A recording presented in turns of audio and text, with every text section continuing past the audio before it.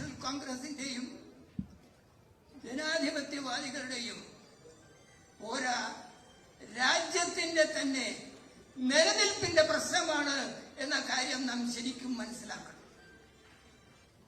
നമ്മുടെ കേന്ദ്രം ഭരിക്കുന്ന സർക്കാർ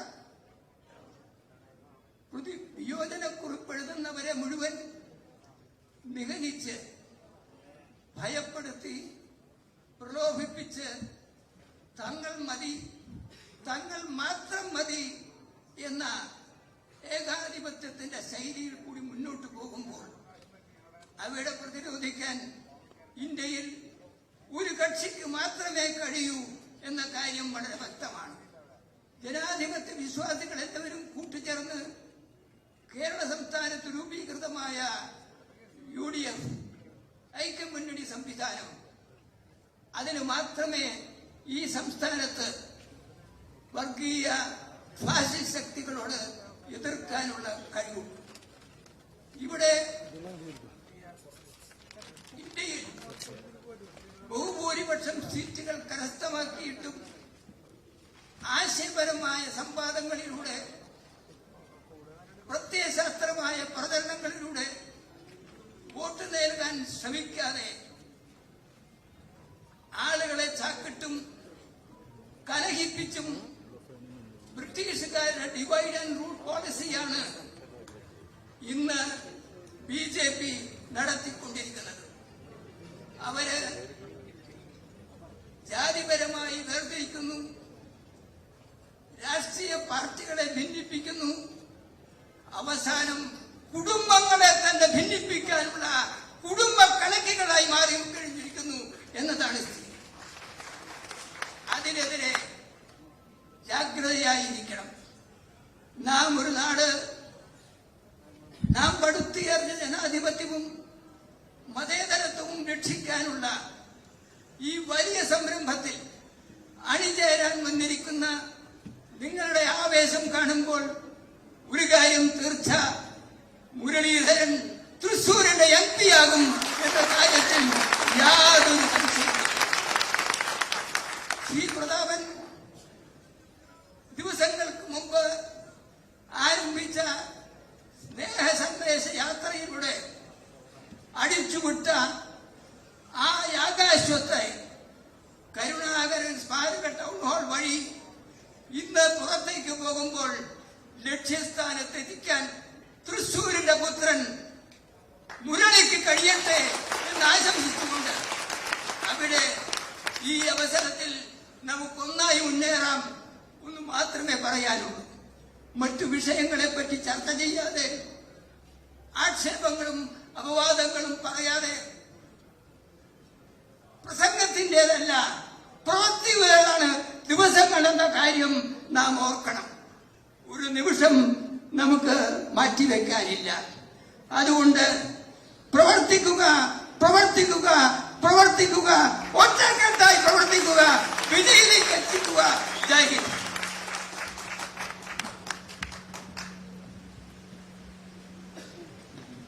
പ്രിയപ്പെട്ടവരെ, അടുത്തതായി സംസാരിക്കുന്നതിന് വേണ്ടി തൃശൂർ ഞാനെടുക്കുമെന്ന് പറഞ്ഞ പലരെയും കാറ്റിൽ പറത്തി തൃശൂരെടുത്ത് തൃശൂരിന്റെ MP ആയി മാറിയ പ്രിയങ്കരനായ ശ്രീ TN പ്രതാപൻ നിങ്ങളോട് അഭിസംബോധന ചെയ്ത് സംസാരിക്കും. പ്രിയമുള്ളവരെ, നമ്മുടെ തെരഞ്ഞെടുപ്പ് കൺവെൻഷന്റെ അധ്യക്ഷൻ പ്രിയങ്കരനായ UDFന്റെ ജില്ലാ ചെയർമാൻ ശ്രീ MP വിൻസെന്റ് മുൻ MLA, ഇവിടെ സന്നിഹിതനായിട്ടുള്ള തൃശൂരിൽ ജനിച്ച്, തൃശൂരിൽ പഠിച്ച്, തൃശൂരിൽ കളിച്ച്, തൃശൂരിലെ വടക്കുന്നാഥ ക്ഷേത്രം ഉൾപ്പെടെയുള്ള ആരാധനാലയങ്ങളിൽ തൊഴുത് ദൈവവിശ്വാസം സമർപ്പിച്ച് തൃശൂരിലെ ഓരോ മണ്ണിനും പുൽക്കൊടിക്കും ജന്മം കൊണ്ടും കർമ്മം കൊണ്ടും ജീവിതം കൊണ്ടും സുപരിചിതനായ പ്രിയങ്കരനായ നമ്മുടെ സ്വന്തം തൃശൂരിന്റെ K. മുരളീധരൻ അവർ, ഇവിടെ സന്നിഹിതരായിട്ടുള്ള പ്രിയങ്കരനായ UDFന്റെ ഈ വേദിയിൽ സന്നിഹിതനായ കേരളത്തിലെ ഏറ്റവും മുതിർന്ന UDFന്റെ നേതാവ്, കേരള നിയമസഭയിലെ സ്പീക്കർ എന്ന നിലയിൽ മാത്രമല്ല രാഷ്ട്രീയ വിശുദ്ധിയുടെ നേർക്കാഴ്ച കൂടിയായ തൃശൂരിന്റെ തന്നെ അടയാളം പ്രിയപ്പെട്ട ശ്രീ അഡ്വക്കേറ്റ് പേരമ്പിൽ രാമകൃഷ്ണൻ അവർ ഈ വേദിയിൽ സന്നിഹിതരായ UDFന്റെ നേരത്തെ ഗവൺമെന്റ് ചീഫ് വിപ്പായിരുന്ന 3 തവണ MLA ആയ പ്രിയപ്പെട്ട അഡ്വക്കേറ്റ് തോമസ് ഉണ്ണിയാടൻ ഉൾപ്പെടെ വേദിയിലിരിക്കുന്ന എല്ലാവരുടെയും പേര് പറഞ്ഞതായി കണക്കാക്കണം. ക്ഷമ ചോദിച്ചുകൊണ്ട് ഇന്ത്യൻ യൂണിയൻ മുസ്ലിം ലീഗിന്റെയും കേരള കോൺഗ്രസിന്റെയും RSPയുടെയും JSSന്റെയും കേരള കോൺഗ്രസ് ഇതര വിഭാഗത്തിന്റെയും വിവിധ ഘടകകക്ഷികളുടെ എല്ലാവരുടെയും പേര് പറഞ്ഞതായി കണക്കാക്കാൻ ക്ഷമ ചോദിച്ച് വിവിധ ഘടകകക്ഷികളുടെ വേദിയിലെ പ്രിയമുള്ള നേതാക്കന്മാരെയും കോൺഗ്രസിന്റെ മുതിർന്ന നേതാക്കന്മാരെയും ഈ സമ്മേളനത്തിൽ പങ്കെടുക്കുന്ന ഏറ്റവും പ്രിയമുള്ള സഹപ്രവർത്തകരായ സഹോദരി സഹോദരന്മാരെയും വളരെ അഭിമാനത്തോടെയും അതിലേറെ ആവേശത്തോടെയും കൂടെയാണ് നമ്മളെല്ലാവരും ലീഡർ K കരുണാകരൻ സ്മാരക ടൗൺ ഹാളിൽ പങ്കെടുക്കുന്നത്. തൃശൂർ കേരളത്തിന്റെ സാംസ്കാരിക തലസ്ഥാനമാണ്. തൃശൂർ കേരളത്തിന്റെ സാംസ്കാരിക തലസ്ഥാനം മാത്രമല്ല, ഇന്ത്യയിലും ലോകത്തും മതസാഹോദര്യത്തിന്റെയും മതസൗഹാർദ്ദത്തിന്റെയും അടയാളങ്ങൾ രേഖപ്പെടുത്തിയ ഏറ്റവും വിശുദ്ധമായ മണ്ണാണ്. തൃശൂരിന് പൈതൃകം എന്ന് പറയുന്നത് ഒരുപക്ഷെ ലോകത്തിന്റെ ചരിത്രം എഴുതുന്ന മുഴുവൻ ആളുകളും വിശ്വമതങ്ങൾക്കെല്ലാം പരവതാനി വിരിച്ച തൃശൂരിന് എന്നും ചാർത്തിക്കൊടുത്തിട്ടുള്ള ഏറ്റവും വലിയ പ്രത്യേകത മതസാഹോദര്യത്തിന്റെയും മതനിരപേക്ഷതയുടെയും ഇന്ത്യയിലെ അടയാള കേന്ദ്രമാണ് തൃശൂർ എന്നാണ്. ആ തൃശൂരിൽ ജനിച്ചവരും ജീവിക്കുന്നവരുമായ നമുക്ക് തൃശൂരിലെ പാരമ്പര്യവും പൈതൃകവും സംരക്ഷിക്കപ്പെടുന്നതിനു വേണ്ടി ഈ പാർലമെന്റ് തെരഞ്ഞെടുപ്പിൽ മുൻപുണ്ടായിരുന്ന ഏത് തെരഞ്ഞെടുപ്പിനേക്കാൾ കൂടുതൽ അല്പം അധ്വാനിക്കണം എന്ന് വിനയത്തോടുകൂടി ഈ സന്ദർഭത്തിൽ അറിയിക്കട്ടെ. ഞാൻ ഇവിടെ എന്നെ MP വിൻസെന്റ് UDFന്റെ ജില്ലാ ചെയർമാൻ ക്ഷണിച്ചത് തൃശൂരിന്റെ MP തന്നെയാണ്. 5 വർഷക്കാലം നിങ്ങളുടെ പാർലമെന്റ് മെമ്പർ എന്ന നിലയിൽ ഇന്ത്യയുടെ പാർലമെന്റിൽ പോകുന്നതിനും പാർലമെന്റിനകത്തെ പ്രവർത്തനങ്ങളിൽ പാർലമെന്റിലെ അറ്റൻഡൻസിന്റെ കാര്യത്തിൽ ദേശീയ ശരാശരിയേക്കാൾ മുകളിലുള്ള അറ്റൻഡൻസ് ഉണ്ടാക്കാൻ കഴിയുകയും പാർലമെന്റിലെ ചോദ്യങ്ങൾ ചോദിച്ചതിൽ 6 വർഷക്കാലം രാജ്യസഭ അംഗമായിരുന്ന ചിലർ ചോദിച്ചതിനേക്കാൾ 5 ഇരട്ടി ചോദ്യങ്ങൾ പാർലമെന്റിൽ ചോദിക്കാൻ അവസരമുണ്ടായത് ഞാൻ ഈ സന്ദർഭത്തിൽ സ്നേഹത്തോടുകൂടെ നിങ്ങളെ ഓർമ്മപ്പെടുത്തട്ടെ. നിങ്ങളുടെ പ്രതിനിധി എന്ന നിലയിൽ പാർലമെന്റിൽ ചോദ്യങ്ങൾ ചോദിക്കുകയും അറ്റൻഡൻസ് രേഖപ്പെടുത്തുകയും മാത്രമായിരുന്നില്ല, പാർലമെന്റിൽ ഡിബേറ്റിൽ, ചർച്ചകളിൽ, പാർലമെന്റിന്റെ പ്രസംഗങ്ങളിൽ ദേശീയ ശരാശരിയേക്കാൾ മുകളിൽ പാർലമെന്റിൽ പ്രസംഗത്തിൽ പാർലമെന്റിന്റെ റെക്കോർഡുകൾ നിങ്ങളുടെ വിരൽത്തുമ്പിൽ പോയാൽ പരിശോധിച്ചാൽ കിട്ടും. അതിലും പ്രഥമ സ്ഥാനത്ത് വരാൻ കഴിഞ്ഞു എന്ന കാര്യം ഞാൻ ചാരിതാർത്ഥ്യത്തോടുകൂടി നിങ്ങളുമായി പങ്കുവയ്ക്കുകയാണ്.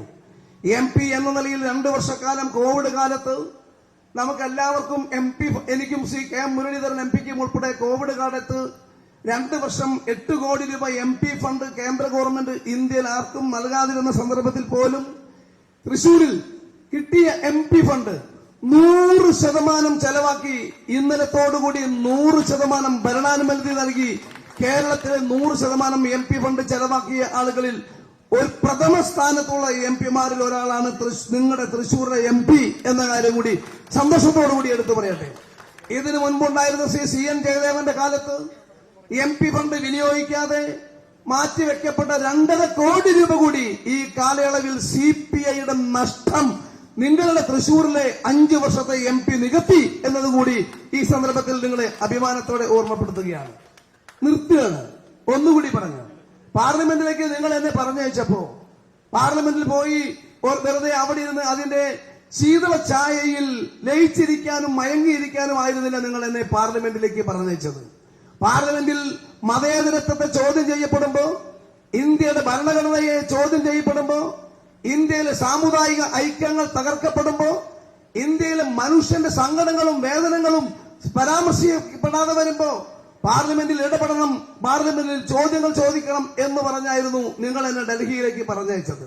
15 വർഷക്കാലം കേരള നിയമസഭയിൽ അംഗമായിരിക്കുന്ന കാലത്ത് ഒരിക്കൽ പോലും കേരള നിയമസഭയിൽ ഇവിടെ ഇരിക്കുന്നുണ്ട് ആദരണീയനായ സ്പീക്കർ, പ്രിയപ്പെട്ട മുൻ സ്പീക്കർ പേരമ്പിൽ വക്കീൽ, ഈ കേരള ഗവൺമെന്റ് ചീഫ് വിപ്പായിരുന്നു തോമസ് ഉണ്ണിയാടൻ ഇരിക്കുന്നുണ്ട്. ഞാൻ MLA ആയിരിക്കുമ്പോൾ എന്റെ കൂടെ ഉണ്ടായിരുന്ന മുതിർന്ന നേതാവ് മുൻ KPCC പ്രസിഡന്റ് K മുരളീധരൻ അന്നത്തെ MLA ഇവിടെ ഇരിക്കുന്നുണ്ട്. TV ചന്ദ്രമോഹനും പ്രിയമുള്ള MP വിൻസെന്റും മുൻ MLA മാർ ബോൾസൺ മാസ്റ്ററും PA മാധവൻ മുൻ MLA ഇവിടെ ഇരിക്കുന്നുണ്ട്.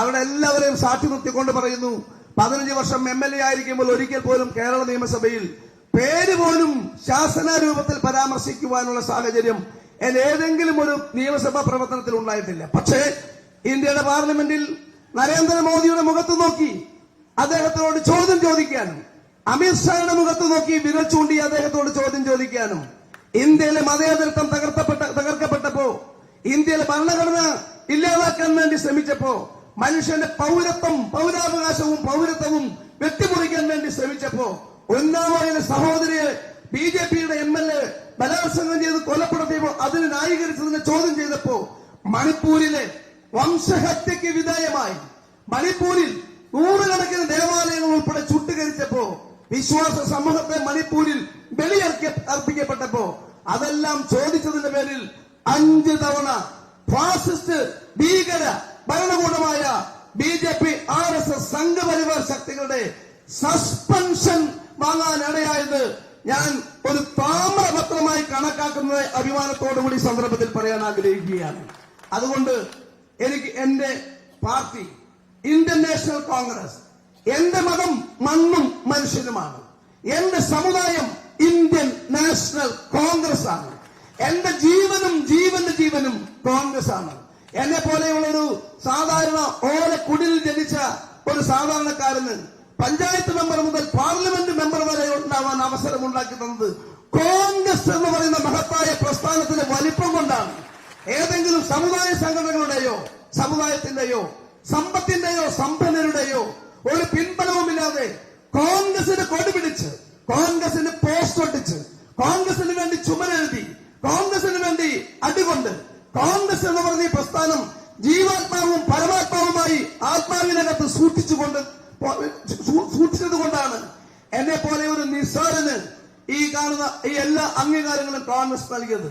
പാർട്ടി പറഞ്ഞ് തീരുമാനിച്ചു, തൃശൂരിൽ ഈ സന്ദർഭത്തിൽ മികച്ചൊരു സ്ഥാനാർത്ഥി വേണം, എന്നെക്കാൾ മികവുള്ള ആള് വേണം. പ്രത്യേകിച്ചും BJPയും നരേന്ദ്രമോദിയും അമിത്ഷായും RSS നേതാവ് മോഹൻ ഭാഗത്ത് ഉൾപ്പെടെയുള്ള ആളുകൾ തൃശൂരിനെ പിടിക്കാൻ വരികയാണ്. തൃശൂരിന്റെ മതേതരത്വം കാക്കാൻ, ലീഗറുടെയും കോൺഗ്രസിന്റെയും പൈതൃകം കാക്കാൻ, UDFന്റെ അഭിമാനം സംരക്ഷിക്കാൻ വേണം നമുക്ക് കരുത്തിന്റെ കരുത്തായ ഒരാൾ ഉണ്ട്. ഒരാൾ കേരളത്തിൽ ലീഗറുടെ പടവുകൾ ചവിട്ടി, ലീഗറുടെ വിശ്വാസ പ്രമാണങ്ങളെ നെഞ്ചിൽ ചേർത്തുകൊണ്ട് എന്റെ അവസാന ശ്വാസം വരെ മതേതരത്വത്തിന് വേണ്ടി പൊരുതുമെന്ന് പറഞ്ഞ കെ മുരളീധരനെ നമ്മൾ തീരുമാനിച്ചു. ആ കെ മുരളീധരന്റെ വിജയം പ്രവൃത്തി മാത്രമല്ല, വോട്ടെണ്ണി വിജയം പ്രഖ്യാപിച്ച് ആഹ്ലാദ പ്രകടനം കഴിയുന്നത് വരെ നമുക്കിനി ഉറക്കമില്ല, നമുക്കിനി വിശ്രമമില്ല, നമുക്കിനി ഭക്ഷണമില്ല. ദാഹജലം ഉപേക്ഷിച്ചിട്ടായാലും ആ ദൗത്യം ഏറ്റെടുക്കുകയാണ്. ആ ദൗത്യത്തിൽ ഞാൻ മുന്നിലും പിന്നിലും ഇരുവശങ്ങളിലുമായി കാവൽക്കാരന്റെയും ഒരു സാധാരണ തൊഴിലാളിയുടെയും ജോലി ചെയ്ത് UDFന്റെ കോൺഗ്രസിന്റെ മതനിരപേക്ഷതയുടെ കൊടിപ്പാറ തൃശൂരിന്റെ പൂരപ്പറമ്പിൽ, ഈ വടക്കുന്നാഥന്റെ മണ്ണിൽ, ഈ ശക്തൻ തമ്പുരാന്റെ മണ്ണിൽ ഉയർത്തും ഉയർത്തും ഉയർത്തും. അതിലിതാ വന്നിരിക്കുന്നു സാക്ഷാൽ ലീഡറുടെ പൈതൃകത്തിന്റെ ഉത്തമ സാക്ഷി കെ മുരളീധരൻ എന്ന് പറഞ്ഞുകൊണ്ട് നിങ്ങൾക്കെല്ലാവർക്കും വേണ്ടി പ്രിയങ്കരനായ കെ മുരളീധരനെ സ്വന്തം മണ്ണിലേക്ക്, ജന്മമണ്ണിലേക്ക്, ജന്മനാട്ടിലേക്ക്, അച്ഛന്റെയും അമ്മയുടെയും ഓർമ്മകൾ വികാരപരമായി നിൽക്കുന്ന മണ്ണിലേക്ക് സ്വാഗതം സ്വാഗതം സ്വാഗതം എന്ന് പറഞ്ഞ് നിർത്തുന്നു. ജയ് ഹിന്ദ്.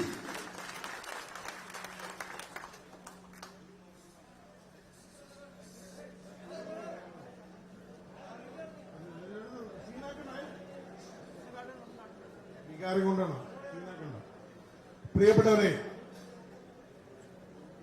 തൃശൂർ ജില്ലാ കോൺഗ്രസ് കമ്മിറ്റിയുടെയും UDFന്റെയും തീരുമാനപ്രകാരം ഐക്യജനാധിപത്യ മുന്നണി തൃശൂർ പാർലമെന്റ് സമ്മേളനത്തിൽ ഇന്ന് നിങ്ങളോട് സംസാരിക്കാൻ പ്രിയങ്കരനായ കെ മുരളീധരൻ ഇവിടെ എത്തിച്ചേർന്നിട്ടുണ്ട്. പ്രിയപ്പെട്ടവരെ, നമുക്കറിയാം, ഈ തൃശൂരിൽ കഴിഞ്ഞ ഒരു മാസത്തിന് മുൻപ് തൃശൂരും കേരളവും പിടിക്കാൻ ഇന്ത്യയുടെ പ്രധാനമന്ത്രി ഇവിടെ ഈ പൂരപ്പറമ്പിന് ചുറ്റും കറങ്ങി നടന്നു. അത് കഴിഞ്ഞ് ഒരാഴ്ച കഴിഞ്ഞപ്പോൾ ശ്രീകൃഷ്ണ ക്ഷേത്രത്തിലേക്ക് ഗുരുവായൂരിലേക്ക് അദ്ദേഹം കടന്നു വന്നു. സുരേഷ് ഗോപിയുടെ കല്യാണം, മകന്റെ കല്യാണം എന്ന് പറഞ്ഞു. എന്റെ പ്രിയപ്പെട്ടവരെ, അത് കഴിഞ്ഞ് ആദ്യം ഈ കേരളത്തിൽ തെരഞ്ഞെടുപ്പ് ചിത്രത്തിന്റെ ആദ്യം ഇടതുപക്ഷം സ്ഥാനാർത്ഥികളെ പ്രഖ്യാപിച്ചു.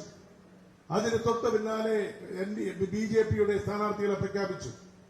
നമ്മൾ മൂന്നാമത് കേരളത്തിൽ സ്ഥാനാർത്ഥി പട്ടിക പുറത്തു വന്നപ്പോൾ കേരളത്തിന്റെ ചരിത്രത്തിൽ ആദ്യമായി കഴിഞ്ഞ പ്രാവശ്യം നമുക്ക് 20-ൽ 19 നമ്മൾ ജയിച്ചുള്ളൂവെങ്കിൽ 20-ൽ 20 ജയിക്കാവുന്ന സ്ഥാനാർത്ഥികളെ നമുക്ക് നിർത്താൻ കഴിയും. പ്രിയപ്പെട്ട കെ മുരളീധരൻ ഇവിടെ വന്നു, നമുക്കറിയാം. എന്നാൽ നമ്മളോടൊപ്പം നമ്മുടെ എല്ലാം ഏറ്റുവാങ്ങി, നമ്മുടെ ഉള്ളതെല്ലാം മേടിച്ച് കയ്യിൽ വെച്ച് അവസാനം പുറത്തേക്ക് പോയവരുണ്ട്. പക്ഷേ രക്തബന്ധത്തിനപ്പുറത്ത് രാഷ്ട്രീയം, ഇന്ത്യൻ നാഷണൽ കോൺഗ്രസ്, സ്വാതന്ത്ര്യ സമരം, കെ കരുണാകരന്റെ പുത്രൻ പ്രിയപ്പെട്ട കെ മുരളീധരൻ, ഞാൻ ഇന്ത്യൻ നാഷണൽ കോൺഗ്രസിൽ എന്നും നിങ്ങളുടെ കൂടെ, എന്റെ അവസാനം ഞാൻ കോൺഗ്രസിലൂടെ എന്ന് പറഞ്ഞു. നമ്മൾ തൃശൂരിലേക്ക് അദ്ദേഹത്തെ കൊണ്ടുവന്നു. AICCയുടെ തീരുമാനം, ഹൈക്കമാൻഡിന്റെ തീരുമാനം, പ്രിയപ്പെട്ട കെ മുരളീധരൻ തൃശൂരിൽ സ്ഥാനാർത്ഥിയായി. കേരളത്തിന്റെ ചരിത്രം തിരുത്തി കുറിക്കുന്ന 20-ൽ 20 ജയിക്കാൻ കാരണഭൂതനായ പ്രിയപ്പെട്ട ശ്രീ കെ മുരളീധരൻ നിങ്ങളെ അഭിസംബോധന ചെയ്ത് സംസാരിക്കും. അതിന് അദ്ദേഹത്തെ ക്ഷണിക്കുന്നു.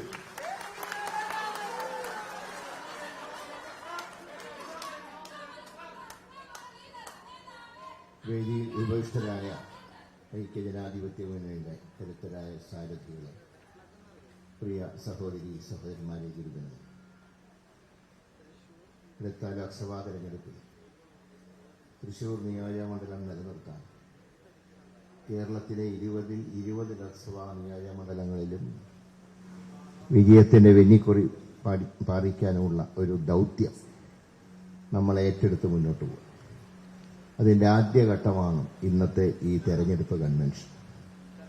ഇന്നലെ ഞാൻ തൃശ്ശൂരിൽ വന്നിറങ്ങിയത് മുതൽ ഇന്ന് വരെയുള്ള ആവേശകരമായിട്ടുള്ള പാർട്ടിയുടെ UDFന്റെ പ്രവർത്തകരുടെ ആ ശക്തമായിട്ടുള്ള മുന്നേറ്റം, അത് നമ്മുടെ വിജയത്തിന്റെ ഏറ്റവും വലിയൊരു ഉദാഹരണമായിട്ട് ഞാൻ കാണുക. ഇവിടെ ചിലരൊക്കെ പറയുന്നുണ്ട് UDF സ്ഥാനാർത്ഥികളെ നിശ്ചയിക്കാൻ അല്പം വൈകി. LDFന്റെയും BJPയുടെയൊക്കെ സ്ഥാനാർത്ഥികൾ വന്നതിന് ശേഷമാണ് UDF വന്നത്. ഞാൻ ചോദിക്കട്ടെ, ഇവിടെ സ്ഥാനാർത്ഥികളെ ആദ്യം പ്രഖ്യാപിച്ചു എന്ന് പറയുന്നവരോട് എന്നാണ് ഇലക്ഷന് വല്ലത് നിങ്ങൾക്ക് വല്ല ബോധമുണ്ട്? ഏത് തീയതിക്കാണ് ഇലക്ഷൻ? അതായത് ഇനിയിപ്പോൾ മെയ് മാസത്തിലാണ് കേരളത്തിലെ ഇലക്ഷനെങ്കിൽ, അപ്പോൾ ഇത്ര തിരക്കിട്ട് പ്രഖ്യാപിച്ചു, ഞങ്ങൾ പെട്ടെന്ന് മുന്നോട്ട് നീങ്ങി എന്ന് പറയേണ്ട ആവശ്യമുണ്ട്? ഇലക്ഷന്റെ ഡേറ്റ് ആർക്കും അറിഞ്ഞുകൂടാ. അത് മോഡിക്ക് മാത്രമേ അറിയൂ. കാരണം കക്ഷിക്ക് അതിനു മുമ്പ് ചിലർക്കൊക്കെ ചില സമ്മാനങ്ങൾ കൊടുക്കാനുണ്ട്. അതുകൊണ്ട് അതിന് ശേഷം എന്ന് വേണം എന്ന് അദ്ദേഹം തീരുമാനിക്കും. പക്ഷേ നമ്മൾ എത്രയോ മുമ്പ് തന്നെ UDF തീരുമാനമെടുത്തു കഴിഞ്ഞു. ശക്തമായ പ്രവർത്തനം നടത്തും. കോൺഗ്രസിന്റെ നേതൃത്വത്തിൽ സമരാഗ്നി സംഘടിപ്പിച്ചു. നമ്മുടെ ഘടകകക്ഷികൾ മുഴുവൻ അവരുടേതായിട്ടുള്ള പാർട്ടി പരിപാടികൾ സംഘടിപ്പിച്ചു. UDFന്റെ പരിപാടികൾ സംഘടിപ്പിച്ചു.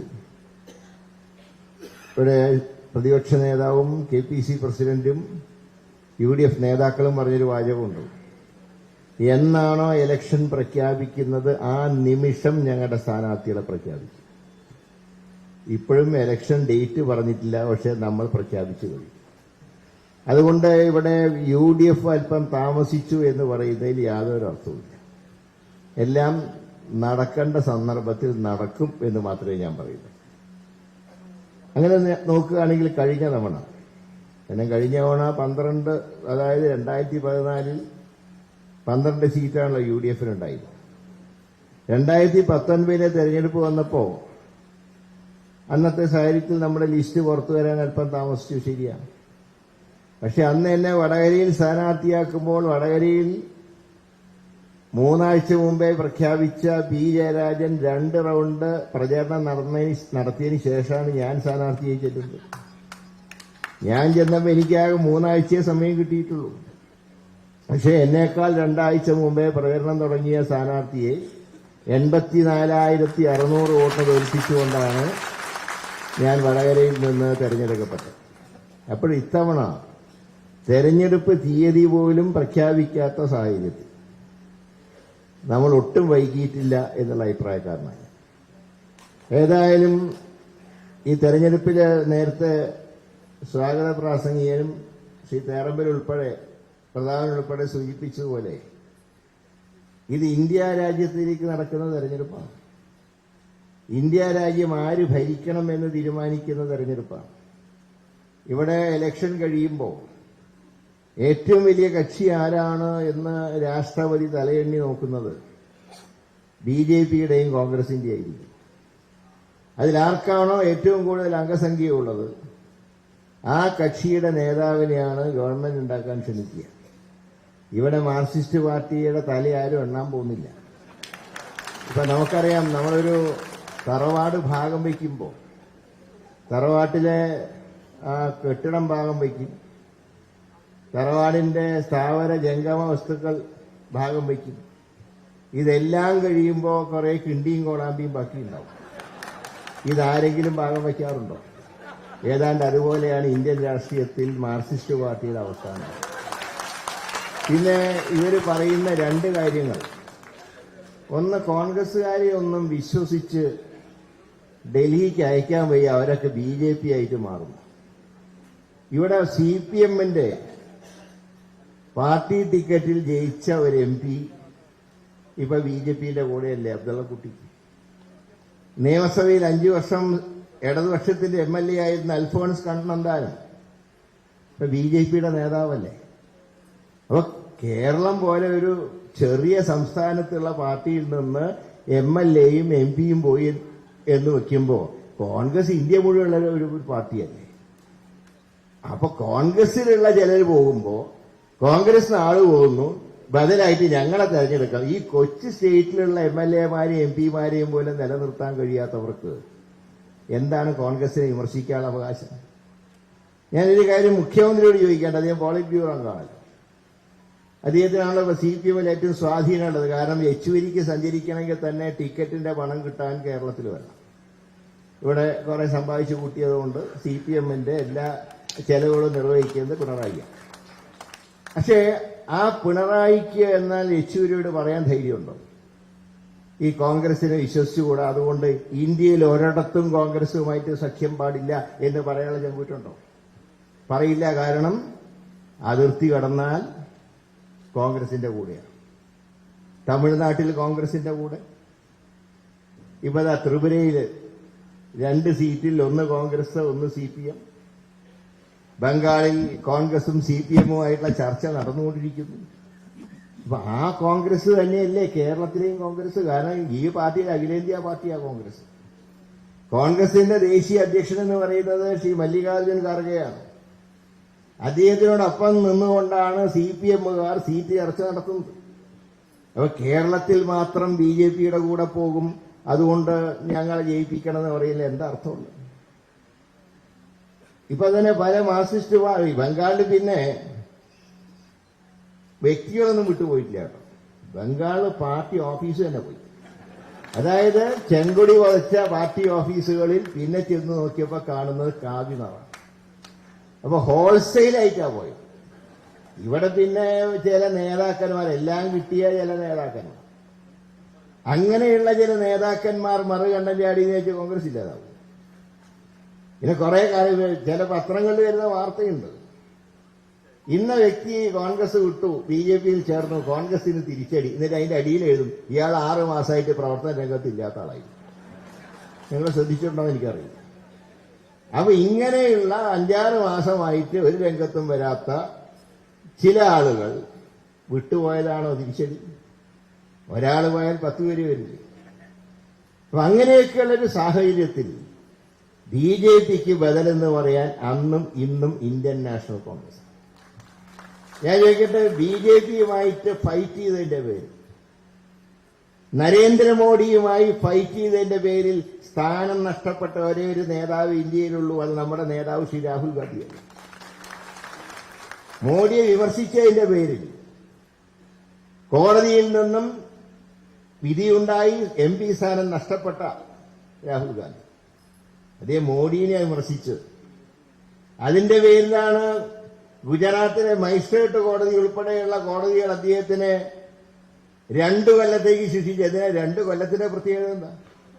2 കൊല്ലത്തിൽ 1 ദിവസം കുറഞ്ഞാൽ ഡിസ്ക്വാളിഫിക്കേഷൻ വരില്ല. 2 കൊല്ലം കൃത്യമായി വിധി വരുമ്പോഴാണ് ഒരു മെമ്പർക്ക്, അത് പഞ്ചായത്ത് മെമ്പർ മുതൽ പാർലമെന്റ് അംഗം വരെയുള്ളവർക്ക് അംഗത്വം നഷ്ടപ്പെടുന്നത്. രാഹുൽ ഗാന്ധിക്ക് 2 വർഷം കൃത്യമായി ഗുജറാത്തിലെ മജിസ്ട്രേറ്റ് കോടതി വിധിച്ചു. അദ്ദേഹത്തിന്റെ MP സ്ഥാനം പോയി. ഞാനൊന്ന് ഓർക്കുന്നു, ആ സ്ഥാനം അദ്ദേഹത്തിനെതിരായിട്ട് വിധി വന്ന ദിവസം. അന്ന് പതിവില്ലാതെ ലോക്സഭയിൽ നരേന്ദ്രമോദി വന്നു. കാരണം അദ്ദേഹത്തിനെ വല്ലപ്പോഴേ ഞങ്ങൾ കാണാറുള്ളൂ. ലോക്സഭയിലാണെങ്കിൽ നമ്മൾ പറയല്ലോ, ഈ ഗസ്റ്റ് ആർട്ടിസ്റ്റ് ഉണ്ടല്ലോ സിനിമയിൽ, അതുപോലെ മാത്രം വരുന്ന ഒരാൾ.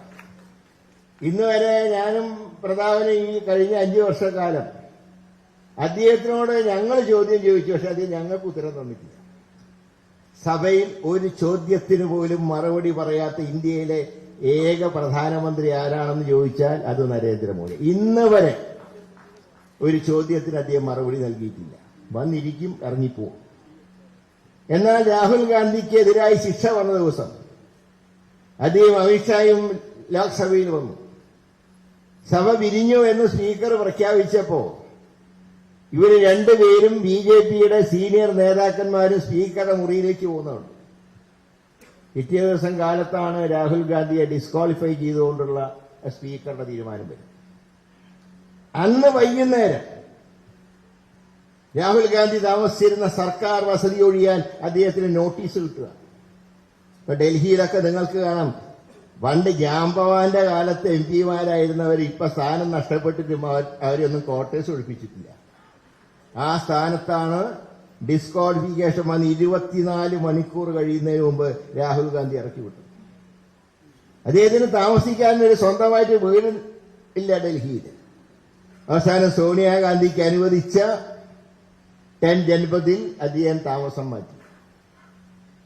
അത് കഴിഞ്ഞ് ഭാഗ്യവശാൽ സുപ്രീം കോടതി, അങ്ങനെ പലപ്പോഴും ജനാധിപത്യത്തിൽ തിരിച്ചടികൾ ഉണ്ടാകുമ്പോൾ ചില സന്ദർഭങ്ങളിൽ കോടതി രക്ഷകരായിട്ട് വരാറുണ്ട്. അങ്ങനെ സുപ്രീം കോടതി ആ മജിസ്ട്രേറ്റ് കോടതിയുടെ ഉത്തരവ് സ്റ്റേ ചെയ്യുകയും രാഹുൽ ഗാന്ധിക്ക് MP സ്ഥാനം തിരിച്ചു കിട്ടുകയും അദ്ദേഹത്തിന് താമസിച്ച ക്വാർട്ടേഴ്സ് തിരിച്ചു കിട്ടുകയും. ഞാൻ ചോദിക്കട്ടെ, ഇത്രയും നഷ്ടം ആർക്കുണ്ടായി? ഇവിടെ വീരവാദം പറയുന്ന പിണറായിക്ക് വല്ല നഷ്ടം ഉണ്ടായിട്ടുണ്ടോ? നഷ്ടമല്ല. അദ്ദേഹത്തിന് മുഖ്യമന്ത്രിയായിരിക്കുമ്പോൾ ലാഭമാണ് ഉണ്ടായത്. ആ ലാഭത്തിന്റെ പേരിലാണല്ലോ പ്രധാനമന്ത്രി സ്വീകരിക്കാനും യാത്ര അയക്കാനും അദ്ദേഹം പോയത് കൊച്ചി എയർപോർട്ടിൽ. എന്തൊരു വിനീത വിധേയനായിട്ട് അദ്ദേഹം നിന്നത്.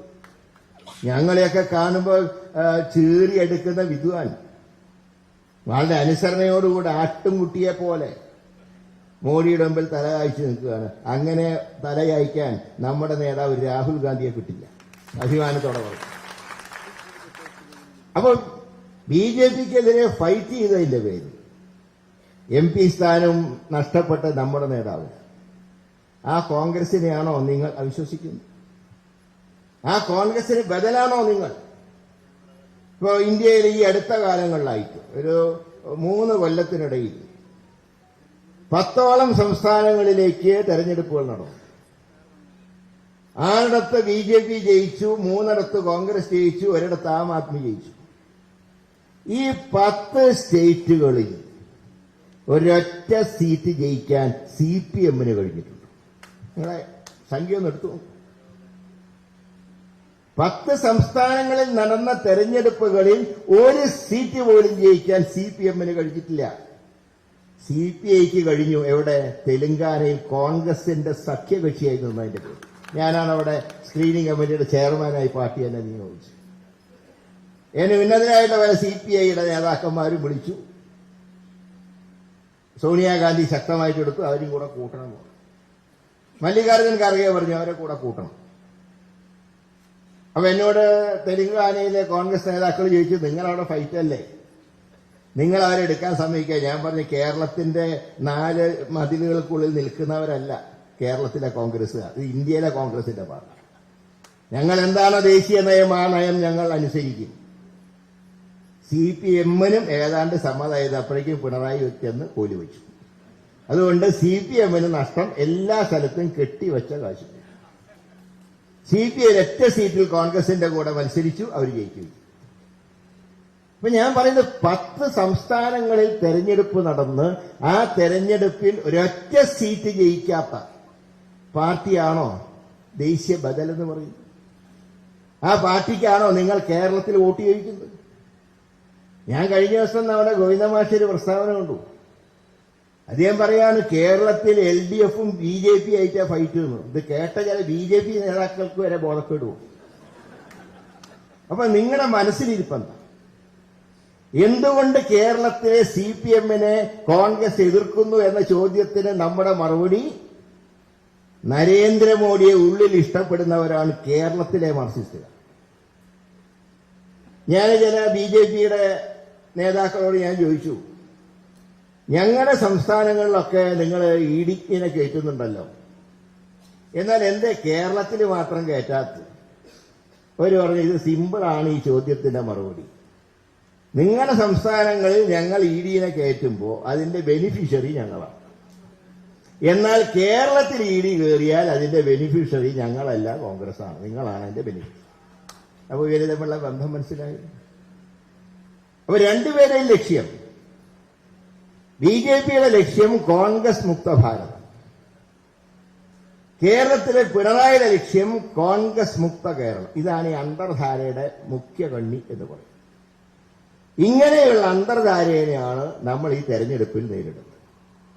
അതുകൊണ്ട് തന്നെ ശക്തമായിട്ടുള്ള പോരാട്ടം നടത്താൻ വേണ്ടി ഐക്യ ജനാധിപത്യ മുന്നണി ആലോചിച്ചുറപ്പിച്ച് സ്ഥാനാർത്ഥികളെ തീരുമാനിച്ചു. ആ എല്ലാ സ്ഥാനാർത്ഥികളും ഇന്ന് രംഗത്ത് വന്നിരിക്കുന്നു. അവരെ ജനം ഏറ്റെടുത്തിരിക്കുന്നു, തൃശ്ശൂർ ഉൾപ്പെടെ. ഞാൻ ഇങ്ങോട്ട് വരുമ്പോൾ ചോദിക്കുന്നത്, വടകരയിൽ ഞാൻ 5 വർഷം പ്രതിനിധാനം ചെയ്യുന്ന നിയോജക മണ്ഡലത്തിൽ ഇന്നാണ് സത്യത്തിൽ ഞാൻ എനിക്ക് വേണ്ടിയിട്ടാണെന്ന് കൺവെൻഷൻ വെച്ചത്. ഞാൻ വരുമ്പോൾ പറഞ്ഞു, ഒരു കാരണവശാലും കൺവെൻഷൻ മാറ്റരുത്, പുതിയ സ്ഥാനാർത്ഥി വരുമ്പോൾ ഞാൻ മത്സരിക്കുന്ന പോലെ നിങ്ങൾ കണക്കാക്കണം. ഞാൻ ഇങ്ങോട്ട് വരുമ്പോൾ വിളിച്ചു ചോദിച്ചു എന്താ അവിടുത്തെ സ്ഥിതി. ഒരു ആവേശത്തോടെ ജനങ്ങൾ സ്ഥാനാർത്ഥിയെ ഇപ്പൊ കാത്തിരിക്കുകയാണ്. അവിടെ ആയിരങ്ങൾ അവിടെ മൈതാനത്ത് തടിച്ചുകൂടിയിരിക്കുകയാണ് സ്ഥാനാർത്ഥിയെ സ്വീകരിക്കാൻ. അതുകൊണ്ട് തന്നെ ഒരു കാര്യം ഉറപ്പാണ്, 20-20 നമുക്ക് ജയിക്കാൻ കഴിയും. പക്ഷെ അതിന് അടുക്കും ചിട്ടയുമായിട്ടുള്ള പ്രവർത്തനം നാം കാഴ്ചവെക്കണം. ഏതായാലും ജനങ്ങളുടെ ഒരു വികാരം നമ്മൾ മനസ്സിലാക്കണം.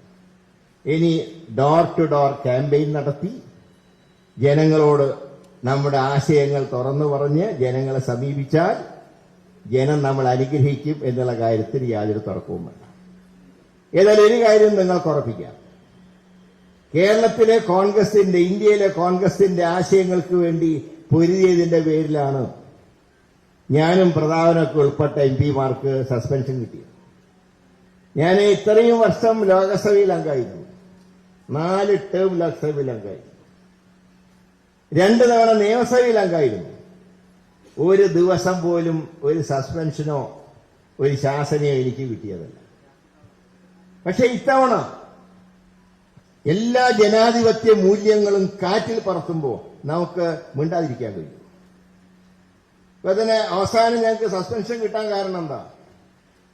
ഇത്രയും സെക്യൂരിറ്റിയുള്ള ലോകസഭയിലെ ഗാലറിയിൽ നിന്ന് 2 പേര് സഭയ്ക്കകത്തേക്ക് എടുത്തിയാൽ, ഒരാളവിടെ മറ്റേ സെക്യൂരിറ്റി ജീവനക്കാരിയുടെ മേത്ത് കെട്ടി വീണു. പക്ഷെ രണ്ടാമത്തെ ആൾ ശരിക്കും ചാടി. നിങ്ങൾ കണ്ടില്ലേ, കൊരങ്ങൻ ചാടുന്നവരെ ചാടി പോകുന്നു. അയാൾക്ക് പാസ് കൊടുത്താരാ? BJP-യുടെ MP. ഞങ്ങൾ ചെയ്യാലെങ്ങനെ പാസ് കൊടുക്കും? നേരെ മറിച്ച് കോൺഗ്രസിന്റെ ഒരു MP-യാണ് പാസ് കൊടുത്തിരുന്നെങ്കിൽ, ഒരു ന്യൂനപക്ഷ സമുദായത്തിൽപ്പെട്ട MP-യാണ് പാസ് കൊടുത്തിരുന്നെങ്കിൽ എന്തെല്ലാം നടക്കുമായിരുന്നു? ഈ രാജ്യത്ത് എന്തൊക്കെ നടന്നേനെ? ഞങ്ങൾ ചോദിച്ചു, ആര് എന്തുകൊണ്ട് കൊടുക്കും? എന്താ കൊടുക്കാൻ കാരണം? ആ MP മാപ്പ് ചോദിച്ചിട്ടുണ്ടോ? ഇതിനെക്കുറിച്ചൊന്ന് ചർച്ച ചെയ്യാൻ പോലും തയ്യാറാവാത്ത ഘട്ടത്തിൽ ഞങ്ങൾ പ്രതിഷേധിച്ചു. പ്രതിഷേധിച്ചെന്ന് പറഞ്ഞാൽ പ്ലക്കാർഡ് പിടിച്ചുകൊണ്ട് ഞങ്ങൾ വെളിയിലേക്ക് ഇറങ്ങി. ആദ്യ സസ്പെൻഷൻ ബെന്നിക്കും പ്രതാപനൊക്കെ കിട്ടി. അടുത്ത ദിവസം ഞാനും E.T. മുഹമ്മദ് ബഷീറുള്ളവർക്ക് കിട്ടി. നമ്മുടെ ഉദ്ഘാടകൻ VD സതീശൻ ഇവിടെ വന്നു. അപ്പൊ ഞങ്ങൾക്ക് എന്തുകൊണ്ടാണ് സസ്പെൻഷൻ കിട്ടിയത്? മോഡിയുടെ നയങ്ങൾക്കെതിരെ ശക്തമായ സമീപനം സ്വീകരിച്ചതുകൊണ്ട് ഞങ്ങൾക്ക് സസ്പെൻഷൻ കിട്ടി. പക്ഷേ ഒരു കാര്യം നിങ്ങൾ ഓർക്കണം, ഇവിടെ ചർച്ചയിലൊക്കെ ചോദ്യം ചോദിച്ച് UDF MP-മാരുടെ വ്യക്തിത്വം ചോദ്യം ചെയ്യുമ്പോ കേരളത്തിലെ ലോക്സഭയിലെ 2 MP-മാർക്ക് എന്നാ സസ്പെൻഷൻ കിട്ടിയതറിയോ? സഭ പിരിയുന്നതിന്റെ തലേ ദിവസം. കാരണം ഈ ദിവസങ്ങളിലൊന്നും ഒരു സഭയിൽ വന്നിട്ടില്ല. നിങ്ങൾക്ക് റെക്കോർഡ് പരിശോധിച്ചാൽ. ഞാനും പ്രധാനമൊക്കെ ജനപ്രതിനിധികളായതുകൊണ്ട് ഞങ്ങളൊക്കെ ചെയ്യുന്ന ഓരോ പ്രസംഗങ്ങളും കാര്യങ്ങളും പാർലമെന്റിന്റെ വെബ്സൈറ്റിൽ പരിശോധിച്ചാൽ നിങ്ങൾക്ക് കാണാം. അതായത് വെറുതെ ഇവിടെ നിന്ന് തള്ളലല്ല. മുരളീധരൻ എന്തൊക്കെ പ്രസംഗിച്ചു ലോകസഭയിൽ, TN പ്രതാപൻ എന്തൊക്കെ സംസാരിച്ചു ലോക്സഭയിൽ, ഇപ്പൊ ജെബി മേത്തർ രാജ്യസഭയിൽ എന്തൊക്കെ സംസാരിച്ചു, ഇതെല്ലാം പാർലമെന്റിന്റെ വെബ്സൈറ്റ് പരിശോധിച്ചാൽ നിങ്ങൾക്ക് കാണാം. ഞങ്ങൾക്കൊക്കെ സസ്പെൻഷൻ കിട്ടി ഒരാഴ്ച കഴിഞ്ഞപ്പോഴാണ് ഇടതുപക്ഷത്തിലെ 2 MP-മാര് വന്നപ്പോ അവര് മാത്രമേ ഉള്ളൂ, ബാക്കി എല്ലാവരും സസ്പെൻഡ് ചെയ്ത് കഴിഞ്ഞു. ഇവരവസാനം കുറെ ബഹളം വെച്ച് സ്പീക്കർ മൈൻഡ് ചെയ്തില്ല. അവസാനം സ്പീക്കറോട് പറഞ്ഞ് ഞങ്ങളെ കൂടെ ഒന്ന് സസ്പെൻഡ് ചെയ്യൂ എന്ന് പറഞ്ഞ് കരഞ്ഞപ്പോഴാണ് സഭ പിരിയുന്ന ദിവസം 2 പേർക്ക് സസ്പെൻഷൻ കിട്ടി. ഇതൊക്കെ ശരിയല്ലേ എന്ന് റെക്കോർഡൊന്ന് പരിശോധിച്ചാൽ മതി. ഞാൻ അത്രേ പറയുന്നുള്ളൂ. നിങ്ങൾ റെക്കോർഡ് പരിശോധിച്ചോ? അതുകൊണ്ട് ഇങ്ങനെ ചെയ്തവരാണ് കേരളത്തിലെ 18 UDF MP-മാരാണ് ഈ കുഴപ്പങ്ങളുടെ മുഴുവൻ കാരണം എന്ന് പറഞ്ഞു നടക്കും. അപ്പൊ ഞങ്ങൾ പറയേണ്ട കാര്യങ്ങളൊക്കെ ശക്തമായി പറഞ്ഞിട്ടുണ്ട്. ഇവിടെ പൗരത്വ ഭേദഗതി ബില്ല് കൊണ്ടുവന്നപ്പോ ഞങ്ങളൊക്കെ ഭേദഗതികൾ അവതരിപ്പിച്ചുകൊണ്ട് സഭയിൽ അവതരിപ്പിച്ചിട്ട് ഞങ്ങളുടെ ഭേദഗതികൾ വോട്ടിനിട്ട് തള്ളിക്കളഞ്ഞു BJPയുടെ നിയന്ത്രണത്തിലുള്ള സഭ. ഏക സിവിൽ കോഡ് ഞങ്ങൾ ശക്തമായി പ്രതികരിച്ചു. മതന്യൂനപക്ഷങ്ങൾക്ക് ഇന്ത്യൻ ഭരണഘടനയിൽ നൽകിയ അവകാശങ്ങൾ പരിപാലിക്കാൻ ഞങ്ങൾ ശക്തമായി രംഗത്ത് നിന്നിട്ടുണ്ട്. അത് മാത്രമല്ല, എല്ലാ മതങ്ങളുടെയും ആചാരങ്ങളും അനുഷ്ഠാനങ്ങളും സംരക്ഷിക്കാനും ഞങ്ങൾ ഒപ്പം നിന്നിട്ടുണ്ട്. ഇപ്പൊ നിങ്ങൾക്കറിയാം, ശബരിമലയിലെ യുവതി പ്രവേശനം സംബന്ധിച്ച് ചില സുപ്രീം കോടതിയുടെ വിധിയുണ്ടായി. ശബരിമല ആചാരം എന്താണ് അത് പരിപാലിക്കണമെന്ന് പറഞ്ഞുകൊണ്ട് തിരുവനന്തപുരം മുതൽ പത്തനംതിട്ട വരെ പദയാത്രയ്ക്ക് നേതൃത്വം കൊടുത്ത ഒരാളാണ്. അതുപോലെ തന്നെ ഗണപതി ഒരു മിഥ്യയാണെന്ന് സ്പീക്കർ പറഞ്ഞപ്പോ നിങ്ങളുടെ ജോലി അതല്ല, ഗണപതി ദൈവമാണെന്ന് വിശ്വസിക്കുന്നവർ ഈ സമൂഹത്തിലുണ്ട് എന്ന് ശക്തമായി പ്രതികരിച്ചവരാ ഞങ്ങളൊക്കെ. കാരണം അതാണ് കോൺഗ്രസിന്റെ നിലപാട്. എല്ലാ മതങ്ങളുടെയും അവകാശങ്ങൾ പരിപാലിക്കപ്പെടണം, മതേതരത്വം സംരക്ഷിക്കണം. അത് സംരക്ഷിക്കാൻ ഏതറ്റം വരെയും കോൺഗ്രസ് മുന്നോട്ട് പോകും, UDF മുന്നോട്ട് പോകും. അതുകൊണ്ട് തന്നെ എല്ലാ കാര്യങ്ങളിലും മതേതര നിലപാട് സ്വീകരിച്ചുകൊണ്ട് നരേന്ദ്രമോദിക്കെതിരായിട്ടുള്ള ജനമുന്നേറ്റത്തിൽ നിങ്ങൾ തെരഞ്ഞെടുക്കുന്ന UDFന്റെ MP-മാരും ഒപ്പം ഉണ്ടാകും എന്ന് പറയാൻ ഈ സന്ദർഭം വിനിയോഗിക്കുക. ഇപ്പോ എന്നെ സംബന്ധിച്ചിടത്തോളം ഇവിടെ സ്ഥാനാർത്ഥി എന്നുള്ള നിലയിൽ എനിക്ക് നിങ്ങൾക്ക് നൽകാൻ ആകെ ഒരൊറ്റ ഗ്യാരണ്ടിയേ ഉള്ളൂ. ഒരു മതേതര ഇന്ത്യക്ക് വേണ്ടി അവസാനം വരെ ഞാൻ പാർട്ടിയോടൊപ്പം ഉണ്ടാകും. നമ്മുടെ നേതാവ് ശ്രീ രാഹുൽ ഗാന്ധിയുടെ ഒപ്പം, അദ്ദേഹത്തിനോടൊപ്പം കേരളത്തിൽ 494 കിലോമീറ്റർ നടന്ന ഒരാളാണ്. എന്റെ രാഷ്ട്രീയ ജീവിതത്തിൽ ഏറ്റവും വലിയ അംഗീകാരമായിട്ടാണ് ഞാൻ അത് കാണുന്നത്. അതൊക്കെയാണ് ഒരു കോൺഗ്രസ്സുകാരന് കിട്ടുന്ന അംഗീകാരം. അദ്ദേഹം ഒരു സഹോദരനെ പോലെ എന്നെ കൊണ്ടു നടന്ന രംഗം ഞാൻ ഓർക്കുക. അത് തന്നെ പോലെ ഒരു കോൺഗ്രസ്സുകാരന് ഒരു അഭിമാനം, മറ്റെന്താ വേണ്ടത്? അല്ലാതെ സ്ഥാനമാനങ്ങളാണോ, ടിക്കറ്റാണോ? ഇത് ടിക്കറ്റ് ആരും കൊടുക്കാനിട്ടല്ലോ, ജനം ജയിപ്പിക്കണ്ടേ. ഞാൻ മറ്റൊന്നിനെ കുറിച്ചും പറയല്ല. അപ്പൊ ആ രാഹുൽ ഗാന്ധിയോടൊപ്പം മതേതര ഇന്ത്യക്ക് വേണ്ടി ഞാൻ നിങ്ങളോടൊപ്പം ഉറച്ചു നിൽക്കുമെന്നുള്ളതാണ് എന്റെ ഒരേ ഒരു ഗ്യാരണ്ടി എന്ന് പറയുന്നത്. ആ ഗ്യാരണ്ടി അല്ലാതെ ഒന്നും തരാൻ എന്റെ കയ്യിലില്ല. പക്ഷേ നിങ്ങളോടൊപ്പം ഞാനുണ്ടാകും. ഈ നിയോജകമണ്ഡലത്തിന്റെ വികസനം പ്രതാപൻ തുടങ്ങി വെച്ചത് പൂർത്തീകരിക്കാനും പുതിയ പദ്ധതികൾ ആവിഷ്കരിക്കാനും ഞാൻ നിങ്ങളോടൊപ്പം ഉണ്ടാകും. സർവോപരി ഒരു മതേതര ഇന്ത്യക്ക് വേണ്ടിയിട്ടുള്ള പോരാട്ടത്തിലും ഞാൻ നിങ്ങളോടൊപ്പം ഉണ്ടാകും. അത് മാത്രമേ എനിക്ക് പറയാനുള്ളൂ. നിങ്ങളുടെയൊക്കെ അനുഗ്രഹാശിസ്സുകളും സഹായങ്ങളും ഉണ്ടെങ്കിൽ നമുക്ക് നല്ല വിജയം ഈ തെരഞ്ഞെടുപ്പിൽ നേടിയെടുക്കാം. തൃശ്ശൂരിന്റെ പാരമ്പര്യം, ലീഡർക്ക് ജന്മം നൽകിയ ധീരത രാഷ്ട്രീയക്കാരന് ജന്മം നൽകിയ ഒരു മണ്ണാണ്. കൊച്ചി അസംബ്ലിയിൽ, തിരുകൊച്ചി നിയമസഭയിൽ, കേരള നിയമസഭയിൽ, രാജ്യസഭയിൽ, ലോക്സഭയിൽ എല്ലാം പ്രവർത്തിക്കാൻ കഴിഞ്ഞ ലീഡർ സി കെ കരുണാകരൻ. അദ്ദേഹമാണ് ഞങ്ങളെ, കുടുംബാംഗങ്ങളെ ഒരു മതേതര മുദ്രാവാക്യം ഞങ്ങളെ പഠിപ്പിച്ച അദ്ദേഹം. ഞാനിപ്പോൾ ഓർക്കുന്നത് 1978 പാർട്ടിയിലൊരു പിളർപ്പുണ്ടായപ്പോ അന്നാണ് അദ്ദേഹം കുടുംബാംഗങ്ങളുമായിട്ട് ഒരു കാര്യം ചർച്ച ചെയ്ത് ഞാൻ ഇന്ദിരാഗാന്ധിയുടെ കൂടെ നിൽക്കുകയാണ്. അതുകൊണ്ട് ഒരുപക്ഷെ ഒരുപാട് തിക്താനുഭവങ്ങൾ ഉണ്ടായത് വരും. നിങ്ങൾക്ക് അത് ഇഷ്ടമാണെങ്കിൽ സഹിക്കാം. ഞങ്ങളൊക്കെ ഒറ്റക്കെട്ടായി പറഞ്ഞാണ് എന്ത് ഞങ്ങൾ സഹിക്കാൻ തയ്യാർ. അങ്ങനെയുള്ള എല്ലാ നിലപാടുകളിലും ഉറച്ച സ്റ്റാൻഡ് എടുത്തുകൊണ്ട് അദ്ദേഹം മുന്നോട്ട് പോയി. അദ്ദേഹം മരിച്ചപ്പോ നിങ്ങൾക്കറിയാം, അദ്ദേഹത്തിന്റെ മൃതശരീരത്തിൽ പതപ്പിച്ചത് ഇന്ത്യൻ നാഷണൽ കോൺഗ്രസിന്റെ പതാക. ആ പതാക പുതച്ച് മാത്രമേ ഈ മണ്ണിൽ നിന്ന് യാത്രയാവൂ എന്ന് പ്രതിജ്ഞ എടുത്ത ഒരാളാണ്. അതുകൊണ്ട് എന്തെല്ലാം സംഭവിച്ചാലും ശരി, ആ മൂവർണ്ണക്കൊടിയുമായി ഞാൻ നിങ്ങളോടൊപ്പം ഉണ്ടാവും. നിങ്ങൾ സഹായിക്കണം, അനുഗ്രഹിക്കണം എന്ന് മാത്രം പറഞ്ഞുകൊണ്ട് ഞാൻ എളിയ വാക്കുകൾ അവസാനിപ്പിക്കുന്നു. എല്ലാവർക്കും എന്റെ വിനീതമായിട്ട് നമസ്കാരം.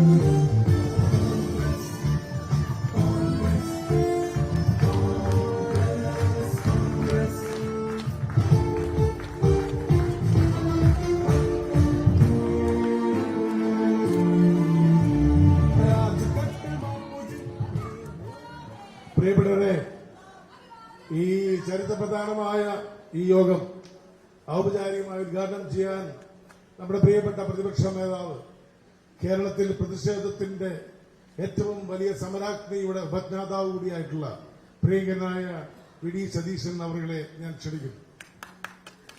ഏറ്റവും പ്രിയങ്കരായ അധ്യക്ഷൻ ശ്രീ എം പി വിൻസെന്റ്, നമ്മുടെ സ്ഥാനാർത്ഥി ഉൾപ്പെടെ വേദിയിലും സദസ്സിലുള്ള ഏറ്റവും പ്രിയപ്പെട്ട നേതാക്കളെ, സഹോദരങ്ങളെ, സുഹൃത്തുക്കളെ, ഒരു മഹായുദ്ധത്തിന് വേണ്ടിയിട്ടുള്ള നമ്മുടെ പുറപ്പാടാണിത്. കേരളത്തിൽ നമ്മുടെ ലക്ഷ്യം 20-ൽ 20 സീറ്റാണ്. ഫാസിസ്റ്റ് വർഗീയ ശക്തികൾക്കെതിരായി വിട്ടുവീഴ്ചയില്ലാത്ത പോരാട്ടം നടത്തി, ഒരു കോംപ്രമൈസും ഇല്ലാതെ പോരാടി കേരളത്തിലെ ഈ അഴിമതിക്കാരെ, നമ്മുടെ കുഞ്ഞുങ്ങളെ തല്ലിച്ചതച്ച ഈ ക്രിമിനലുകളെ താക്കീത് നൽകിയുള്ള ഉജ്ജ്വലമായ പോരാട്ടമാണ് നമുക്ക് ഒരുമിച്ച് നടത്തേണ്ടത്. ഇവിടെ തൃശ്ശൂരിൽ നമ്മളൊരു മാറ്റമുണ്ടായി. എനിക്ക് അഭിമാനമുണ്ട് ഇവിടെ ഇരിക്കുന്ന നമ്മുടെ പ്രിയങ്കരനായ സ്ഥാനാർത്ഥി ശ്രീ കെ മുരളീധരനെ കുറിച്ചും പ്രിയങ്കരനായ ശ്രീ ടി എൻ പ്രതാപനെ കുറിച്ചും. ഞാൻ ഡൽഹിയിൽ നിന്ന് പ്രതാപനോടൊന്ന് ഫോണിൽ സംസാരിക്കുന്നു. പ്രതാപ, ഒരു മാറ്റത്തെക്കുറിച്ച് ആലോചിക്കുന്നുണ്ട്, എന്താണ് അഭിപ്രായം?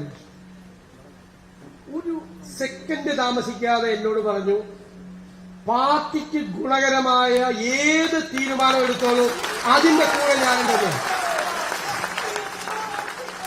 ഞാൻ പറഞ്ഞു, ചിലപ്പോൾ പ്രതാപനെ മാറ്റിയാൽ ഒരു കുഴപ്പമില്ല, പാർട്ടിക്ക് വേണ്ടി എന്ത് തീരുമാനം എടുത്തോളാം. ഞാൻ മൂന്നാമതൊരു ചോദ്യം, ചിലപ്പോൾ പ്രതാപൻ മാത്രമായിരിക്കും സിറ്റിംഗ് എം പിമാരിൽ മാറി നിൽക്കേണ്ടി വരുന്നത്.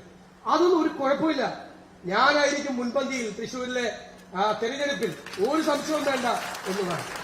പ്രതാപൻ ആ വാക്ക് 100% പാലിച്ചു. അയാളുടെ ശരീരത്തിൽ ഓടുന്നത് കോൺഗ്രസിന്റെ രക്തമാണ് എന്ന് അയാൾ തെളിയിച്ചു. മുരളിയേട്ടൻ, പ്രതാപൻ നിങ്ങൾക്ക് എല്ലാവർക്കും അറിയാം, എന്റെ ആത്മമിത്രമാണ്, എന്റെ സുഹൃത്താണ്. മുരളിയേട്ടൻ എന്റെ ജ്യേഷ്ഠ സഹോദരനാണ്. ഞാൻ പണ്ട് വയനാടിൽ കോൺഗ്രസിന്റെ ഒരു ക്യാമ്പ് നടന്ന സമയത്ത്, മുരളിയേട്ടൻ പൊതുവെ മത്സരിക്കാനൊക്കെ മടിയായി നിൽക്കുന്ന സമയത്ത് ഞാൻ അദ്ദേഹത്തെ കുറിച്ചൊരു വാക്ക് പറഞ്ഞു. ഞാൻ പറഞ്ഞു, മുരളിയേട്ടന് ആരാന്ന് അറിയില്ല. ഇന്ത്യൻ നാഷണൽ കോൺഗ്രസിന്റെ ഈ പ്രസ്ഥാനത്തിന്റെ തിരുമുറ്റത്ത് ഞങ്ങൾ അഭിമാനത്തോടെ നിർത്തിയിരിക്കുന്ന നെറ്റിപ്പട്ടം എത്തിയ ഗജവീരനാണെന്നാണ്. അതാണ് കോൺഗ്രസിന് സി കെ മുരളീധരൻ. അദ്ദേഹം വടകരയിലെ സിറ്റിംഗ് എം പിയാണ്, ജനകീയനാണ്. പക്ഷെ നമ്മളൊന്ന് വിളിച്ച് ഒരു മാറ്റത്തിന് വേണ്ടി ഞങ്ങളൊന്ന് സംസാരിച്ചോട്ടെ എന്ന് ചോദിച്ചപ്പോൾ ഈ വലിയ മനുഷ്യൻ പൂർണ്ണമായ കൺസെന്റാണ്. എന്ത് തീരുമാനം എടുത്തു പാർട്ടി തീരുമാനിച്ചോട്ടെ എന്നതാണ്. ഞങ്ങൾ എന്നിട്ട് വിളിച്ചു പറയുകയാണ് ചെയ്തത്. എന്നെ ഇവര് വിസ്മയിപ്പിച്ചു കളഞ്ഞു, വല്ലാതെ വിസ്മയിപ്പിച്ചു കളഞ്ഞു. എനിക്ക് ഒരു അനുഭവമാണ് ആ രാത്രി എന്ന് പറയുന്നത്. അത്രയും അഭിമാനം എനിക്ക് എന്റെ പ്രസ്ഥാനത്തെ കുറിച്ച് തോന്നിയെന്ന് ഞാൻ നിങ്ങളോട് പറയാൻ ആഗ്രഹിച്ചു. പിന്നെ ചിലര് കോൺഗ്രസിനെ ഒന്ന് പരിഹസിച്ച് കളയാന്ന് വിചാരിച്ചു തെരഞ്ഞെടുപ്പിന് തൊട്ട് മുമ്പ്. അതിനുള്ള മറുപടി കൂടിയാണ് ഈ കൊടുത്തത് എന്ന് അവർ ധരിച്ചോട്ടെ. വലിയ വില അവർ കൊടുക്കേണ്ടി വരും. എനിക്ക് BJP-ക്കാരെ കുറിച്ച് ഓർത്തിട്ടാണ് ഭയങ്കര സങ്കടം. വെള്ളം കോരി വിറക് വെട്ടി കുറെ നാൾ നടക്കുവാണ്. പക്ഷേ വഴിയിൽ നിന്ന് വണ്ടി കയറുന്നവര് പ്രധാനപ്പെട്ട സീറ്റുമായിട്ടൊക്കെ പോകും. അവര് പറയുന്ന അവരുടെ A ക്ലാസ് സീറ്റ് എന്ന് പറയുന്ന കുറെ സീറ്റുണ്ട്. അവിടെയൊക്കെ ആരോഗ്യമാണ് മത്സരിക്കുന്നത്. കേരളത്തിലെ BJP നേതൃത്വത്തിന് അറിയ പോലില്ല. പലരും തലേ ദിവസമാണ് അറിയുന്നത് BJP നേതൃത്വത്തിന്. എന്നിട്ട് അവർക്ക് നടക്കില്ല. അപ്പൊ ഒരു കാര്യമുണ്ട്, ചിലത് നമുക്ക് ചില സൗകര്യങ്ങൾ ലഭിച്ചു, നമുക്ക് മനസ്സമാധാനം തരും. ചില കാര്യങ്ങൾ നമുക്ക് ഉർവശി ശാപം ഉപകാരം എന്നൊക്കെ നമ്മൾ പറഞ്ഞു കേട്ടിട്ടില്ലേ? നമുക്ക് ഭയങ്കര സന്തോഷവും സമാധാനവും ഒക്കെ തരും. പക്ഷേ ആ അസമാധാനവും സമാധാനക്കേടും ഒക്കെ വേറെ ചില സ്ഥലത്തേക്ക് കൂടുക. അത്രയുള്ള വ്യത്യാസം. നന്നായിട്ട് കാര്യങ്ങൾ അറിയാവുന്നവര് അങ്ങനെ മാത്രം വിചാരിച്ചാൽ മതി. ഞാൻ അതിനെക്കുറിച്ചൊന്നും പറയണ്ട. നമുക്ക് സമാധാനം തന്നിട്ട് വേറെ സ്ഥലത്തേക്ക് സമാധാനക്കേടുമായിട്ട് പോയിരിക്കുകയാണ് എന്ന് മാത്രം വിചാരിച്ചാൽ മതി. അതൊന്നും കൊണ്ട് കോൺഗ്രസ് കുലുങ്ങില്ല. ഇപ്പൊ എല്ലാവർക്കും മനസ്സിലായല്ലോ ഈ മാറ്റത്തിന് വേണ്ടിയിട്ട്. ഇപ്പൊ ചിലര് BJP-ക്ക് സ്പേസ് ഉണ്ടാക്കാൻ നടക്കുക. EP ജയരാജൻ LDF-ന്റെ കൺവീനർ. എനിക്കിപ്പോ സംശയം, LDF-ന്റെ കൺവീനറാണ്, NDA-യുടെ ചെയർമാനാണ്. പറയാണ് BJP കേരളത്തിൽ ഒരുപാട് സ്ഥലത്ത് 2ാം സ്ഥാനത്ത് വരുമെന്ന്. കഷ്ടം എന്താ ആ പറഞ്ഞതിന്റെ അർത്ഥം? LDF കൺവീനർ എന്ന് പറയാണ് അത്രയും സ്ഥലത്ത് LDF 3ാം സ്ഥാനത്ത് വരുമെന്ന്. അതല്ലേ അതിന്റെ അർത്ഥം? ഇവിടെ കേരളത്തിൽ കുറെ സീറ്റിൽ BJP 2ാം സ്ഥാനത്ത് വരും എന്ന് പറഞ്ഞാൽ അതിന്റെ അർത്ഥം അത്രയും സ്ഥലത്ത് LDF 3ാം സ്ഥാനത്ത് വരുമെന്നാണ്. സ്വന്തം മുന്നണി 3ാം സ്ഥാനത്ത് വരുമെന്ന്. നല്ല ബന്ധമെന്ന് എനിക്ക് മനസ്സിലായി പിണറായി വിജയനുമായിട്ട്. EP ജയരാജൻ ഇതിൽ കൂടുതൽ പറയാൻ പറ്റില്ല. ജയരാജൻ സംഭവിക്കാൻ പോകുന്ന കാര്യത്തെക്കുറിച്ച് ഇവരെല്ലാവരും ചേർന്ന് BJP-ക്ക് സ്പേസ് ഉണ്ടാക്കി കൊടുക്കാൻ നോക്കുക. എന്തിനാ സ്പേസ് ഉണ്ടാക്കി കൊടുക്കുന്നത്? പേടിപ്പിച്ച് നിർത്തിയേക്കാണ്, വറപ്പിച്ച് നിർത്തിയേക്കാണ്. എവിടെ ED അന്വേഷണം? കരുവന്നൂർ ബാങ്കിന്റെ ഒരു 300 കോടി മുതൽ 500 കോടി രൂപ വരെ കൊള്ളയടിച്ചത്. എന്തായിരുന്നു ബഹളം? മലപ്പുറം കത്തി, കൊടുവാള് അല്ലെ? ED അന്വേഷിക്കുന്നു. CPM നേതാക്കന്മാരെ ED വിളിക്കുന്നു. അപ്പൊ അവര് പേടിച്ച പോകുന്നു. ഇന്ന് അറസ്റ്റ് ചെയ്യില്ല, ചോദ്യം ചെയ്യും. അടുത്ത പ്രാവശ്യം വരാൻ പറയും. അതുവരെ ആദ്യം അടുത്ത പ്രാവശ്യം ചെല്ലും, മൊഴിയെടുക്കും, അറസ്റ്റ് ചെയ്യില്ല. ഇനിയും വിളിക്കുമെന്ന് പറയും. ഇപ്പോഴും വിട്ടിരിക്കുന്നത് ഇനിയും വിളിക്കുമെന്ന് പറഞ്ഞിട്ട് അറസ്റ്റ് ചെയ്തിട്ടില്ല. എന്താ കാര്യം? തൃശൂരിലെ CPM നേതാക്കന്മാരുടെ മുഴുവൻ തലയിൽ ഡെമോക്രീസിന്റെ വാല് പോലെ ED അന്വേഷണങ്ങൾ നിർത്തിയേക്കാണ്. പേടിപ്പിച്ച് നിർത്തിയേക്കാണ് എല്ലാത്തിനും. ഇവരുടെ അക്കൗണ്ടിലേക്ക് വന്ന പൈസയൊക്കെ കാണിച്ചു കൊടുത്തിട്ടുണ്ടെന്നാണ് എന്റെ അറിവ്. പിന്നെ ഇവര് വാങ്ങിച്ചു കൂട്ടിയ സ്ഥലത്തിന്റെ ആധാരമൊക്കെ കാണിച്ചു കൊടുത്തിട്ടുണ്ട്. പക്ഷെ അറസ്റ്റ് ചെയ്യില്ല, വിട്ടിരിക്കുക. ആ ഭയത്തിലാണ് ഈ തെരഞ്ഞെടുപ്പിൽ തൃശൂരിലെ പ്രധാനപ്പെട്ട CPM നേതാക്കന്മാര് നിൽക്കുന്നത് എന്ന് നമ്മൾ അറിയാം. പിന്നെ ഒരു മാസപ്പടി അന്വേഷണം വന്നു. അന്വേഷണം SFIO അല്ലെ? അന്വേഷണം വന്നപ്പോഴേ ഞാൻ പറഞ്ഞു അതിന്റെ അകത്തൊരു വിചിത്രമായ ഒരു കാര്യം കൂടി എഴുതി വെച്ചിട്ടുണ്ട്. 8 മാസം അന്വേഷണത്തിന്റെ കാലാവധി. ഇവിടെ 2 സ്റ്റാറ്റ്യൂട്ടറി അതോറിറ്റികൾ അതായത് ഇൻകം ടാക്സ് ആക്ടിന്റെ കീഴിലുള്ള ഇൻകം ടാക്സ് ആ ട്രൈബ്യൂണൽ, കമ്പനി ആക്ടിന്റെ കീഴിലുള്ള രജിസ്ട്രാർ ഓഫ് കമ്പനീസും 2 സ്റ്റാറ്റ്യൂട്ടറി ബോഡികൾ അന്വേഷിച്ച് മാസപ്പടി കൊടുത്തിട്ടുണ്ട്, ഇല്ലീഗൽ ട്രാൻസാക്ഷൻ ആണ് എന്ന് ഫൈൻഡിംഗ് ഉള്ള കേസിൽ ഈ SFIക്ക് എന്തിനാണ് 8 മാസം അന്വേഷിക്കുക? അവ പേടിപ്പിച്ച് നിർത്താനാണ്. ഇപ്പൊ SFI അന്വേഷണം എവിടെയെങ്കിലും ഉണ്ടോ? ഒരു നോട്ടീസ് കൊടുത്തോ? ഒന്നും കൊടുക്കൂല. ധാരണയാ. SNC ലാവലിംഗ് കേസ് 38 പ്രാവശ്യം മാറ്റി, 39ാമത്തെ പ്രാവശ്യം വെച്ചിട്ടുണ്ട് അടുത്ത മാസം. ഞാൻ ഇപ്പോഴേ പറയാണ്, അന്ന് എടുക്കുന്ന ദിവസവും CBIയുടെ വക്കീലിന് പനിയായിരിക്കും, ഹാജരാവില്ല. CBIയുടെ വക്കീലും കേന്ദ്ര ഗവൺമെന്റിന്റെ ഈ കേസ് എടുക്കാനാവുമ്പോൾ കേന്ദ്ര ഗവൺമെന്റിന്റെ സോളിസിറ്റർ ജനറലും CBIയുടെ വക്കീലും കൂടി ഫയൽ എടുത്തുകൊണ്ട് വേറെ കോടതിയിലേക്ക് ഓടും. ഈ കേസ് വരുമ്പോൾ ഹാജരാവൂല. ധാരണയാണ്. ഇനി ലൈഫ് മിഷൻ കോഴ കേസ് ആണല്ലോ, കോഴ കേസ് ആരാ? പ്രിൻസിപ്പൽ സെക്രട്ടറി ജയിലിൽ പോയി, ശിവശങ്കരൻ. ആരാ ചെയർമാൻ ലൈഫ് മിഷന്റെ? പിണറായി വിജയൻ. അറസ്റ്റ് ചെയ്യണ്ട, ചോദ്യം ചെയ്യണ്ട, ഒരു മൊഴി എടുക്കണ്ടേ ഈ കേന്ദ്ര ഏജൻസി? ഒരു മൊഴി പിണറായി വിജയന്റെ എടുക്കൂല. എന്താ? ധാരണയാണ്. ധാരണ. ഇടനിലക്കാരുണ്ട്, ഇവിടെ ഇടനിലക്കാരന്റെ പേരിപ്പോ പുറത്തു വന്നു. ഇന്നലെ വേറൊരു കേന്ദ്രമന്ത്രിയുണ്ട് ഇടനിലക്കാരൻ. ഇവർ തമ്മിൽ ധാരണയാണ്. അപ്പൊ എന്നോട് ഒരു CPM നേതാവ്, എന്റെ സുഹൃത്താണ്, എന്നോട് പറഞ്ഞു, ഒരു കാരണവശാലും ഈ കേന്ദ്ര ഏജൻസി ഒന്നും ചെയ്യില്ല. അത് എന്തെങ്കിലും ചെയ്യണമെന്ന് ആഗ്രഹമുള്ള CPM നേതാവാണ്. അപ്പൊ ഞാൻ ചോദിച്ചാൽ ഏടോ എന്തെങ്കിലും പ്രശ്നം പിണറായി വിജയൻ ഉണ്ടായാൽ അതിന്റെ ഗുണം ആർക്കാ? BJPക്കാണ്. കേരളത്തിൽ അല്ല, കോൺഗ്രസിനാണ്, UDFനാണ്. അതുകൊണ്ട് ഞങ്ങളൊന്നും ചെയ്യില്ല. കോൺഗ്രസ് മുക്ത ഭാരതമാണ് അവരുടെ ലക്ഷ്യം. ഇവര് തമ്മിൽ ധാരണയാണ്. ഈ ധാരണ കൂടി ഇവിടെ നമ്മൾ പൊളിക്കണം. ഇവിടെ എന്താണ്? മോഡി ഗ്യാരണ്ടി. അതിന്റെ വാക്ക്. മനുഷ്യനായ പ്രധാനമന്ത്രിയല്ലേ? വാക്കെന്ന് പറഞ്ഞാൽ എന്താ? വാക്കല്ലേ, വാക്കാണ് അല്ലേ? വാക്ക് പാലിക്കണമെന്നാ. അല്ലെങ്കിൽ എന്താ പറയണത്? തന്റെ വാക്കും പഴയ ചാക്കും ഒരുപോലെയാണ്. എന്നാൽ 5 ഗ്യാരണ്ടി പണ്ട് നമുക്ക് തന്നു 2014. ഒന്നാമത്തെ ഗ്യാരണ്ടി എന്താ? പാചകവാതകത്തിന്റെ വില കുറയ്ക്കും. Modi guarantee number 1. അന്ന് 400 രൂപയായിരുന്നു പാചകവാതകത്തിന്. ഇപ്പൊ എത്രയാണ്? 1200 രൂപ. 300% വർധന. ഒന്നാമത്തെ ഗ്യാരണ്ടി. രണ്ടാമത്തെ ഗ്യാരണ്ടി എന്താ? പെട്രോളിന്റെയും ഡീസലിന്റെയും വില കുറയ്ക്കും.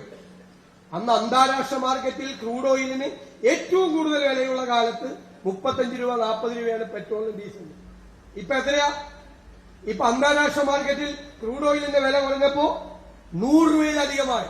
300% വില വർധനവ്. രണ്ടാമത്തെ ഗ്യാരണ്ടി. മൂന്നാമത്തെ ഗ്യാരണ്ടി എന്താ? വിദേശ രാജ്യങ്ങളിൽ നിന്നും കള്ളപ്പണം മുഴുവൻ പിടിച്ചുകൊണ്ടുവന്ന് ഇവിടെ വെച്ച് വീതം വെച്ച് നിങ്ങൾ എല്ലാവരുടെയും പോക്കറ്റിലേക്ക് 15 ലക്ഷം രൂപ ഇട്ട് കിട്ടിയോ? ആർക്കെങ്കിലും കിട്ടിയോ? അപ്പൊ അത് ആ ഗ്യാരണ്ടി ശരിയായല്ലോ, പഴയ ചാത്തായല്ലോ. നാലാമത്തെ ഗ്യാരണ്ടി എന്താ? നാലാമത്തെ ഗ്യാരണ്ടി തൊഴിലില്ലായ്മ ഇല്ലാതാക്കും. ഇന്ന് ഇന്ത്യ ഗവൺമെന്റ് ഇപ്പൊ പാർലമെന്റ് മെമ്പർമാർ മുരളീധരനും പ്രതാപനും ഒക്കെ എഴുതി ചോദിച്ച ചോദ്യത്തിന്റെ ഉത്തരം എന്താ? കണക്കെന്താ? കേന്ദ്ര ഗവൺമെന്റ് എഴുതുന്ന കണക്ക് ഇന്ത്യ ചരിത്രത്തിലെ ഏറ്റവും കൂടുതൽ തൊഴിലില്ലായ്മ ഉള്ള സമയമാണ് ഈ 5 കൊല്ലം. ഏറ്റവും കൂടുതൽ തൊഴിലില്ലായ്മ ഇന്ത്യ കണ്ട ഏറ്റവും വലിയ തൊഴിലില്ലായ്മ. അതാണ് ഇയാളുടെ നാലാമത്തെ ഗ്യാരണ്ടി. അഞ്ചാമത്തെ ഗ്യാരണ്ടി എന്താ? കർഷകർക്ക് അവരുടെ ഉൽപ്പന്നങ്ങൾക്ക് കർഷകന്റെ വരുമാനം ഇരട്ടിയാക്കുന്ന. കർഷകൻ നിൽക്കുന്നുണ്ട് ഡൽഹിയിൽ, അവന്റെ ലാത്തിയടിയേറ്റ് പുറം പൊളിഞ്ഞ് അവന്റെ തലയിൽ ഡ്രോണിൽ കൊണ്ടുപോയിട്ട് ഗ്രാനേഡുമായി നിൽക്കുന്നുണ്ട്. എവിടെ ഇരട്ടിയായി? ഇതാണ് ഇയാളുടെ 5 ഗ്യാരണ്ടി. അതുമായിട്ട് വീണ്ടും വന്നേക്കുക എന്റെ ഗ്യാരണ്ടി. അപ്പൊ നമ്മൾ പറയണ്ടേ, ഈ തെരഞ്ഞെടുപ്പിൽ നിങ്ങളുടെ വാക്കും പഴയ ചാക്കും ഒരുപോലെയാണ്. നിങ്ങളുടെ ഗ്യാരണ്ടി അറബിക്കടലിൽ. കേരളത്തിൽ ഓടില്ല നമുക്ക് പറയണ്ടേ, രാജ്യത്ത് ഓടില്ല നമുക്ക് പറയണ്ടേ. ഫാസിസത്തെ നമ്മൾ നേരിടും. അത് ഫാസിസത്തിന്റെ വേറൊരു പതിപ്പ് കേരളത്തിൽ ഉണ്ടാക്കാനല്ല. കേരളത്തിൽ ഫാസിസത്തിന്റെ വേറെ പതിപ്പാണുള്ളത്. കേരളത്തെ മുച്ചൂടുവരും മുടിപ്പിച്ചു, നശിപ്പിച്ചു. 7 മാസമായി 55 ലക്ഷം പേർക്ക് സാമൂഹ്യ സുരക്ഷാ പെൻഷൻ കൊടുത്തിട്ട് ആർക്കൊക്കെയാണ്? വാർദ്ധക്യം ബാധിച്ചവർ, ഭിന്നശേഷിക്കാർ, അഗതികൾ, വിധവകൾ, ഒരു നേരത്തെ മരുന്നിന് നിവർത്തിയില്ലാത്ത പാവങ്ങൾക്ക് 7 മാസമായി കഞ്ഞി കുടിക്കാൻ വകയില്ലാതെ 1 രൂപ കൊടുക്കുന്നില്ല. 55 ലക്ഷം പേർ, 55 ലക്ഷം കുടുംബങ്ങളാണ്. നിങ്ങൾ ഓർത്തോ? ക്ഷേമനിധി ജനപ്രതിനിധികൾക്കറിയാം, ക്ഷേമനിധി പെൻഷനും മറ്റേ പെൻഷനും ഒരുമിച്ച് കിട്ടില്ല. ഒരു പെൻഷനേ കിട്ടുള്ളൂ. കെട്ടിട നിർമ്മാണ തൊഴിലാളി ക്ഷേമനിധി, അംഗൻവാടി ക്ഷേമനിധി, കർഷക തൊഴിലാളി ക്ഷേമനിധി, മത്സ്യത്തൊഴിലാളി ക്ഷേമനിധി, ഒരു ക്ഷേമനിധിയിലും കാശില്ല. ഒരു ക്ഷേമനിധിയിലും 10-40 ലക്ഷം പേര് അങ്ങനെയുണ്ട്. 1 കോടി കുടുംബങ്ങളാണ് ഗവൺമെന്റിന്റെ ഇരകൾ. 50,000 രൂപയ്ക്കുള്ള ചെക്ക് മാറില്ല. ഒരു ഓട പണിയാൻ കാശില്ലാത്ത, പഞ്ചായത്തിൽ പുല്ല് വെട്ടിയാൽ കാശ് കൊടുക്കാൻ പണമില്ലാത്ത സർക്കാരാണ് പിണറായി വിജയന്റെ സർക്കാർ. ആശുപത്രിയിൽ മരുന്നില്ല. ഉണ്ടോ? മാവേലി സ്റ്റോറിൽ സാധനമുണ്ടോ? ഇല്ല. KSRTC ബസ് മര്യാദയ്ക്ക് ഓടുന്നുണ്ടോ? വെള്ളക്കരം കൂട്ടി, 2 പ്രാവശ്യം വൈദ്യുതി ചാർജ് കൂട്ടി, കെട്ടിട നികുതി കൂട്ടി, ഇന്ധന നികുതി കൂട്ടി, എല്ലാ സേവന ചാർജും വർദ്ധിപ്പിച്ചു. കഴിഞ്ഞ ആഴ്ച സാധനം ഇല്ലെങ്കിൽ എന്താ, സപ്ലൈകോയിലെ സാധനങ്ങളുടെ വില 50% കൂട്ടി. ജനജീവിതം ദുസ്സഹപൂർണമാക്കി ഇവര് മാറ്റി. ഒരു സ്ഥലത്തും പണമില്ല, ഒന്നിനും പൈസയില്ല, ഒരു കാര്യത്തിനും പൈസയില്ല. അഴിമതി വല്ല കുറവുണ്ടോ? അഹങ്കാരത്തിന് വല്ല കുറവുണ്ടോ? ഇപ്പൊ പറയാണ് ഒരാള് നമ്മുടെ പാർട്ടി വിട്ട് BJP പോയപ്പോ നാണം കെട്ട പാർട്ടിയാണ് കോൺഗ്രസിന്. ഈ പിണറായി വിജയനോടൊരു മറുപടിയുണ്ട് എനിക്ക്. ഇയാള് പാർട്ടി സെക്രട്ടറി ആയിരുന്നില്ലേ 16 കൊല്ലം? അന്നല്ലേ മുൻ ധനകാര്യമന്ത്രി വിശ്വനാഥ മേനോൻ, കേരളത്തിലെ ഏറ്റവും senior communist, Edappally police station ആക്രമണ കേസിലെ പ്രതി, പോരാളി, ഈ BJPയിലേക്ക് ചേർന്നത്? BJP ചേർന്നത് അന്നല്ലേ നിങ്ങൾ പാർട്ടി സെക്രട്ടറി ആയിരിക്കുമ്പോ? എറണാകുളത്ത് മത്സരിച്ചില്ലേ വിശ്വനാഥ മേനോൻ? നിങ്ങളുടെ MLA ആയിരുന്ന അൽഫോൺസ് കണ്ണന്താനം നിങ്ങളുടെ പാർട്ടി വിട്ട് BJP ചേർന്ന് കേന്ദ്രമന്ത്രിയായില്ലേ? എന്നിട്ട് അയാള് കോൺഗ്രസിൽ നിന്ന് ഒരാൾ BJP പോയപ്പോ നമ്മളോട് ചോദിക്കും നാണം കെട്ട പാർട്ടി. ഞാൻ മറിച്ചെന്താ പറയേണ്ടത്? നാണം കെട്ട പാർട്ടിയെന്നും അന്നത്തെ സെക്രട്ടറിയെ കുറിച്ച്, ഇപ്പോഴത്തെ മുഖ്യമന്ത്രിയെ കുറിച്ച് ഞാൻ ആ വാക്ക് പറയണം? നമ്മൾ പറഞ്ഞ ആയാലും നമ്മൾ തമ്മിൽ വ്യത്യാസമില്ലാതാവും. ഒരു പാർട്ടിയെ വിളിക്കാൻ ഒരാള് ഇയാളെ ബംഗാളിൽ വല്ലവരും ഉണ്ടോ പാർട്ടിയിൽ? ഏതെങ്കിലും പാർട്ടി ഓഫീസിൽ ബോർഡ് എന്താ? അവിടെ മുഴുവൻ BJPയുടെ ബോർഡാ, തൃണമൂൽ കോൺഗ്രസിന്റെ ബോർഡും. ഇയാളെ പാർട്ടിയിൽ എല്ലാവരും പോയി. ഇയാളെ പോളിറ്റ് ബ്യൂറോ മെമ്പറായിരിക്കുന്ന പാർട്ടിയിൽ തിരുപ്പതിയിൽ ഒരുത്തനുമില്ല. മിസ്റ്റർ പിണറായി വിജയൻ 1977 RSSന്റെ വോട്ട് കിട്ടിയില്ല, നിങ്ങൾ ജയിച്ചു വന്നു. MLA നിങ്ങൾക്ക് നാണം ഉണ്ടെന്ന് ഞാൻ ചോദിക്കുന്നില്ല. എന്നിട്ട് നമ്മളെ നാണമില്ലാത്ത പാർട്ടിയാണ് കോൺഗ്രസ് എന്ന്. കോൺഗ്രസ് ഒരിക്കലും കോംപ്രമൈസ് ചെയ്തിട്ടില്ല വർഗീയവാദികളുമായി. അതാണ് ഞങ്ങളുടെ അഭിമാനം. അതുകൊണ്ടാണ് ഞങ്ങൾ തൃശൂരിൽ മതേതരത്വത്തിന്റെ കാവലാളെ മത്സരിപ്പിക്കുന്നത്. ഫാസിസവുമായി വർഗീയതയുമായി ഏറ്റുമുട്ടാൻ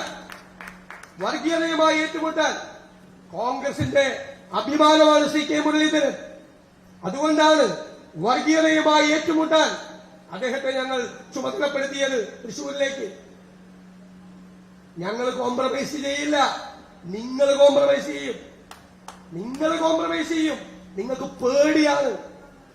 നിങ്ങളുടെ കുടുംബമകത്ത് പോകുമെന്ന് പേടിയാണ് നിങ്ങൾക്ക് കേസെടുക്കുമെന്ന് പേടിയാണ്. നിങ്ങൾ ജയിലിൽ പോകുമെന്ന് നിങ്ങൾക്ക് പേടിയാണ്. നിങ്ങളെ സംഘപരിവാർ സർക്കാർ, മിസ്റ്റർ പിണറായി വിജയൻ നിങ്ങളെ ഭയപ്പെടുത്തി നിർത്തിയിരിക്കുകയാണ്, പേടിപ്പിച്ച് നിർത്തിയിരിക്കുകയാണ്. അതുകൊണ്ടൊന്നും ഞങ്ങളെ തോൽപ്പിക്കാൻ പറ്റില്ല. ഞാൻ നിങ്ങളോട് പറയുന്നു, അവിടുത്തെ വർഗീയവാദികളെയും ഫാസിസ്റ്റുകളോടും ഇവിടുത്തെ ഫാസിസ്റ്റുകളോടും നമ്മൾ ഒരുമിച്ചാണ് പോരാടുന്നത്. ഒരുമിച്ച് അവര് രണ്ടുപേരും ഒരുമിച്ച് കൂടിയാലും മതേതര കേരളം ഐക്യ ജനാധിപത്യ മുന്നണിയെ വിജയിപ്പിക്കുക തന്നെ ചെയ്യും. ഒരു സംശയവും വേണ്ട. വിശ്രമമില്ലാതെ പോരാടുക. വിശ്രമമില്ലാതെ. ഞാൻ നിങ്ങളോട് പറയുന്നു, നിങ്ങൾ ഓരോ വീടുകളിലും ചെല്ലുമ്പോൾ ഈ 2 സർക്കാരുകളുടെയും ദുർഭരണം കൊണ്ട് ഉള്ള ഇരകളായി മാറിയ പാവങ്ങൾ ഓരോ കുടുംബത്തിലും ഉണ്ടാവും. നോക്കിക്കോ. നിങ്ങൾ എന്നെ തിരിച്ചു വിളിച്ചു പറഞ്ഞു, ഓരോ കുടുംബത്തിലും ഇവരുടെ ദുർഭരണം കൊണ്ടുണ്ടായ പാവപ്പെട്ടവൻ എല്ലാ വീട്ടിലും ഉണ്ടാവും. ഇരകളായി മാറിയവർ നമ്മളോടൊപ്പം നിൽക്കുമവർ, നമുക്ക് പിന്തുണ നൽകും അവർ. ഈ വർഗീയതയെ കുഴിച്ചുമൂടി ഈ അഴിമതിക്കാർക്ക് താക്കീത് നൽകി ഐക്യ ജനാധിപത്യ മുന്നണിക്ക് ഉജ്ജ്വലമായ വിജയം നേടുന്നതിനു വേണ്ടി കൈയും മെയ്യും മറന്ന് പ്രവർത്തിക്കണമെന്ന് വിനയപൂർവ്വം അഭ്യർത്ഥിച്ചുകൊണ്ട് നിങ്ങളെ എല്ലാവരെയും അഭിവാദ്യം ചെയ്തുകൊണ്ട് തൃശൂർ പാർലമെന്റ് നിയോജക മണ്ഡലത്തിലെ ഈ തെരഞ്ഞെടുപ്പ് കൺവെൻഷൻ ഞാൻ ഉദ്ഘാടനം ചെയ്തതായി അറിയിച്ചു. പ്രിയപ്പെട്ടവരെ, നമ്മുടെ ഈ യോഗത്തിന് ശേഷം നമ്മുടെ റോഡ് ഷോ ഉണ്ടായിരിക്കുന്നതാണ്. അതുകൊണ്ട് ആരും തന്നെ പോകരുത്. അടുത്തതായി ചുരുങ്ങിയ വാക്കുകളിൽ പ്രൗഢഗംഭീരമായി സംസാരിക്കാൻ അബ്ദുറഹ്മാൻ രണ്ടത്താണി അവരുടെ ക്ഷണിക്കുന്നു.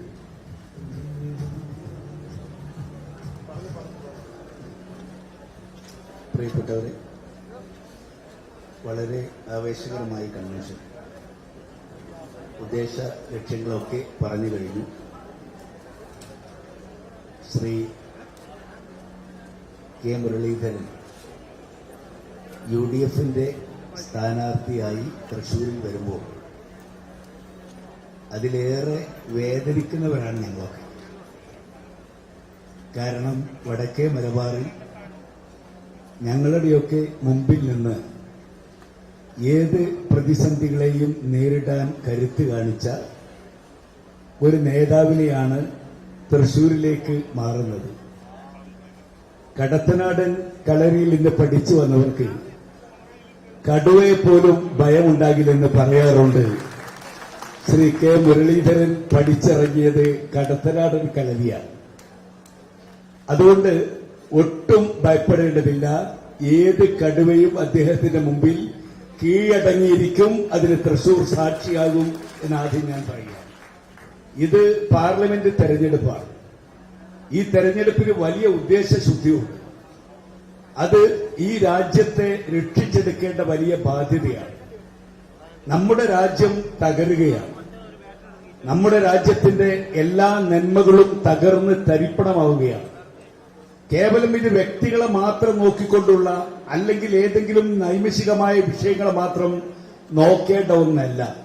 നമ്മുടെ രാജ്യം കാത്തുസൂക്ഷിച്ച എല്ലാ നന്മകളും തകരുകയാണ്. നിങ്ങൾ ഓർക്കുന്നുണ്ടാകും, നമ്മുടെ രാജ്യത്തിന്റെ സ്വാതന്ത്ര്യത്തിന് ശേഷം പണ്ഡിറ്റ് നെഹ്റു ആദ്യമായി രാജ്യത്ത് പട്ടിണി മാറ്റാനാണ് ശ്രമിച്ചത്. അന്ന് ബംഗാൾ പട്ടിണി എന്ന പേരിട്ട് ഒരു നേരത്തെ ഗോതമ്പ് കിട്ടാൻ വേണ്ടി, അമേരിക്കയുടെ ഗോതമ്പ് തിന്നാൻ വേണ്ടി സ്കൂളുകളിൽ പോയിരുന്ന കുട്ടികളുണ്ടായിരുന്ന കാലം. അന്ന് ഈ നാടിനെ പട്ടിണിയിൽ നിന്ന് രക്ഷിക്കണം. ബക്രാനങ്കൽ അണക്കെട്ടിന് തറക്കല്ലിട്ടുകൊണ്ട് നെഹ്റു പറഞ്ഞത്, ഈ രാജ്യത്തിലെ ക്ഷേത്രത്തിനാണ് ഞാൻ തറക്കല്ലിട്ടത്. നവഭാരതത്തിന്റെ ക്ഷേത്രം എന്ന് വിശേഷിപ്പിച്ചത് ഈ രാജ്യത്ത് നടക്കുന്ന ഭക്ഷ്യോത്പാദന രംഗത്ത് നടക്കുന്ന ഒരു വിപ്ലവകരമായ മാറ്റമാണ്. ഇന്ത്യ ആ മാറ്റത്തിൽ നിന്നാണ് പാഠം ഉൾക്കൊണ്ടത്. ഇന്ത്യ അങ്ങനെയാണ് വളർന്നത്. ശ്രീമതി ഇന്ദിരാഗാന്ധി ജയ് ജവാൻ ജയ് കിസാൻ എന്ന് പറഞ്ഞത് ഇവിടുത്തെ പട്ടാളക്കാരനും കർഷകനും തുല്യമായ ഒരേപോലുള്ള അർഹത നൽകിക്കൊണ്ടാണ്. എന്നാൽ ഇന്ന് ആ കർഷകന്റെ നെഞ്ചിലേക്ക് ആ പട്ടാളക്കാരൻ വെടിയുത്തി തീർക്കുന്ന ഇന്ത്യയാണ്. രാജ്യം സ്വാതന്ത്ര്യം കിട്ടുന്ന സമയത്ത് നവഗാനിയിൽ പോയി രക്തം പുരണ്ട മണ്ണിലൂടെ ഗാന്ധിജി നടന്നത് ഇന്ത്യയോടൊപ്പം നിൽക്കണമെന്ന് ആഗ്രഹിക്കുന്ന ഒരാളെയും ഈ രാജ്യത്തിൽ നിന്ന് ആട്ടി പുറത്താക്കരുത് എന്ന് പറയാനാണ്. എന്നാൽ നരേന്ദ്രമോദി ഇന്ത്യ രാജ്യത്ത് ആരെയൊക്കെ ആട്ടിപ്പുറത്താക്കാൻ കഴിയുമെന്ന ലിസ്റ്റ് തയ്യാറാക്കാനാണ് ഒരുങ്ങിയിരിക്കുന്നത്. നമുക്ക് ബാധ്യതകളേറെയാണ്. ഇന്ത്യയെ തിരിച്ചെടുക്കണം. ഇന്ത്യയെ തിരിച്ചെടുക്കാനുള്ള ആ വലിയ മുന്നേറ്റത്തിന് ഈ തൃശ്ശൂര് അതിന്റെ പങ്ക് വഹിക്കണം. നമുക്ക് 100% ഉറപ്പുണ്ട്. കാരണം കേരളത്തിലെ ജനങ്ങള് നെരിപ്പോട് പോലെയാണ്. മുകളിൽ BJPയും താഴെ BJPയും മുകളിൽ CPM ആകുമ്പോൾ സ്വാഭാവികമായും നാട്ടുകാരൊരു വല്ലാത്ത പരുവത്തിലാണ്. അതുകൊണ്ട് തന്നെ ഇടതു മുന്നണിക്കെതിരായുള്ള ഒരു വലിയ വിധിയെഴുത്ത് കൂടിയായി ഇത് മാറണം. കേരളത്തിലെ കുട്ടികളെ മുമ്പൊക്കെ വിദേശത്തേക്ക് പഠിക്കാൻ പോകുന്നു എന്ന് പറഞ്ഞത് വിദ്യാഭ്യാസ നിലവാരം മെച്ചപ്പെടുത്താനാണെന്നാണ്. ഇനി വിദേശത്തേക്കോ മറ്റു സ്ഥലത്തേക്കോ പോകുന്നുവെങ്കിൽ വിദ്യാഭ്യാസ നിലവാരം മെച്ചപ്പെടുത്താൻ മാത്രമല്ല, കോളേജിലേക്ക് പോകുന്ന, സ്കൂളിലേക്ക് പോകുന്ന തന്റെ മകൻ ജീവനോടുകൂടി തിരിച്ചെത്തണം എന്നാഗ്രഹിക്കുന്ന ഈ കേരളീയരുടെ വികാരം കൂടിയാണ്. ഈ നാട് ആകമാനം തകരുകയാണ്. ഒരു നാട്ടിൽ സുരക്ഷയുള്ളത് മുഖ്യമന്ത്രിക്ക് മാത്രമാണ്. മുഖ്യമന്ത്രിക്ക് വൻ പോലീസ് സുരക്ഷ ഒരുക്കി.